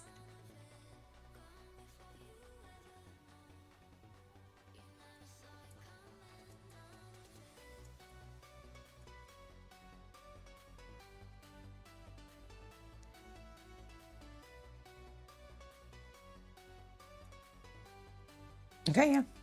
I am feeling good about how our textures are drying on all of our bases, which is great. I'm now going to finally finish my bagel.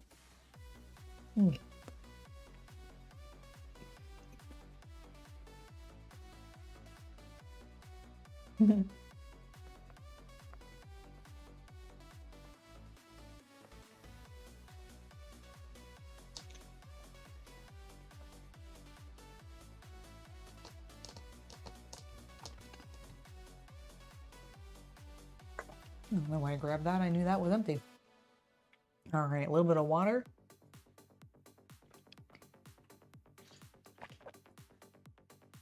I'm gonna cough.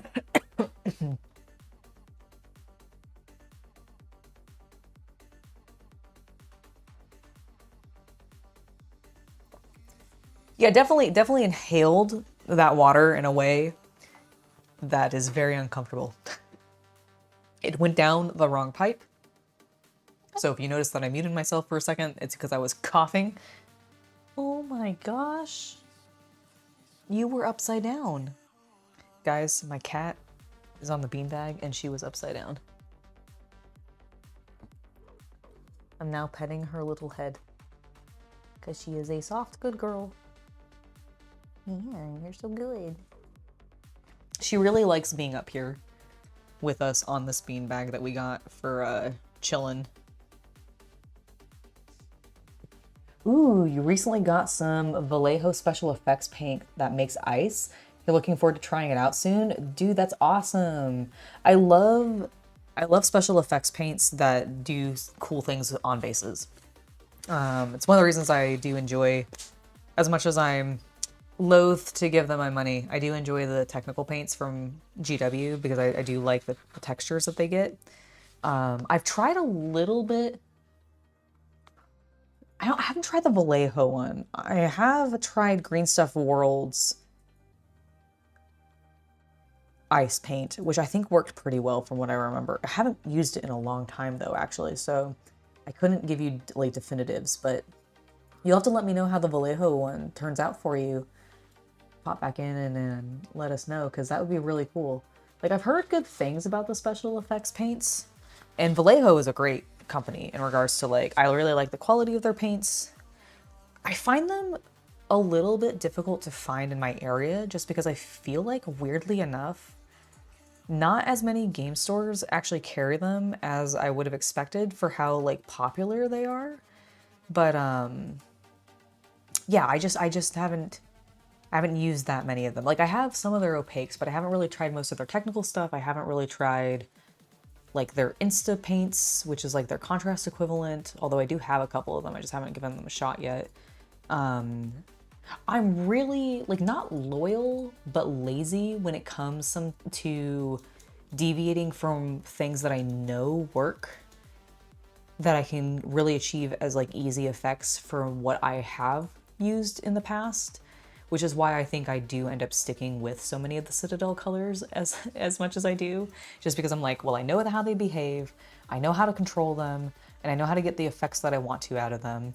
So for consistency, ease, and just time, I tend to stick with the things that I know, but I have been trying to experiment with colors more. But I haven't experimented with textures as much. I should try doing some more like ice themed things just to like play around with those kinds of stuff. Like, one of the things that I think would be very cool to try, but again, I just don't know if I have like the gumption / time commitment to like really put into learning it, is like doing really cool blood effects.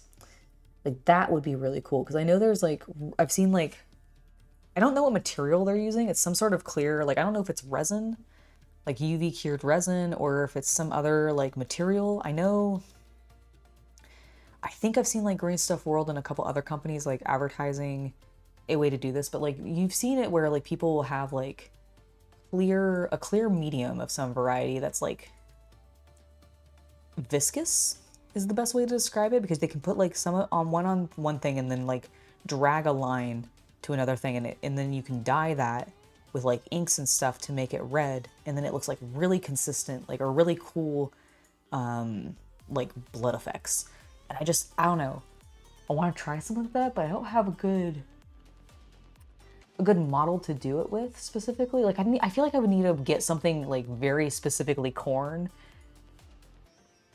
that I want to make really bloody. Just because like none of my other stuff is painted that way, and if I start doing that on my Tyranids, because I feel like I see a lot of people do this like slime effect for like both drool, I've seen it done for like toxic like spit, and I've seen it done for blood effects, using this clear stuff to like spread it around.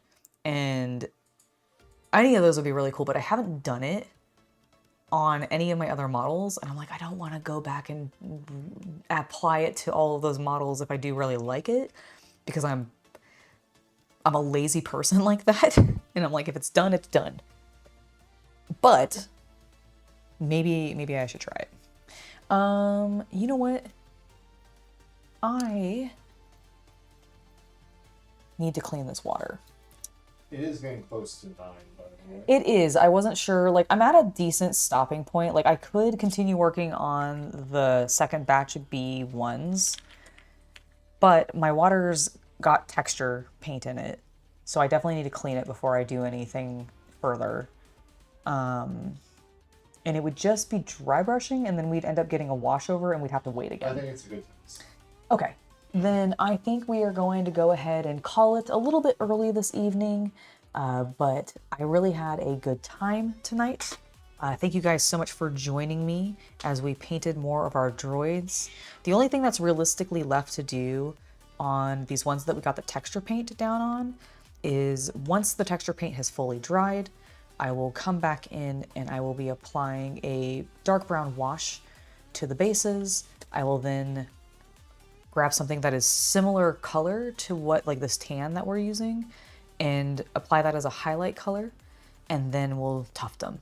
And you'll get to see that in a lot more detail, either on a future stream on Friday or in the next painting tutorial, because we do plan on having a painting tutorial featuring the B1s and the B2s, and I think also the Droidicas. I think the 3 of them together will all be showcased. I thought we were doing the Droidicas in the video with Maul. I couldn't remember if we had... We'll figure it. Yeah, I wasn't sure like what the distribution was. I just know that we will show you how to paint Maul, or not Maul, Grievous, because Maul didn't come in the set, it was Grievous. Grievous, the Droidicas, the B1s, and the B2s at some point in 2 separate videos. So yeah, I think we're at a good stopping point. Thank you guys so much for being here. I hope you all have a absolutely wonderful hobby night. I know that I did. And it was partially because you guys were hanging out and keeping me company. I want to say a special thank you to Havman and Christopher and anybody else who was, and Black Viking, who I know has left already, and the Crusty Old Crow. I don't know if you're still around as well.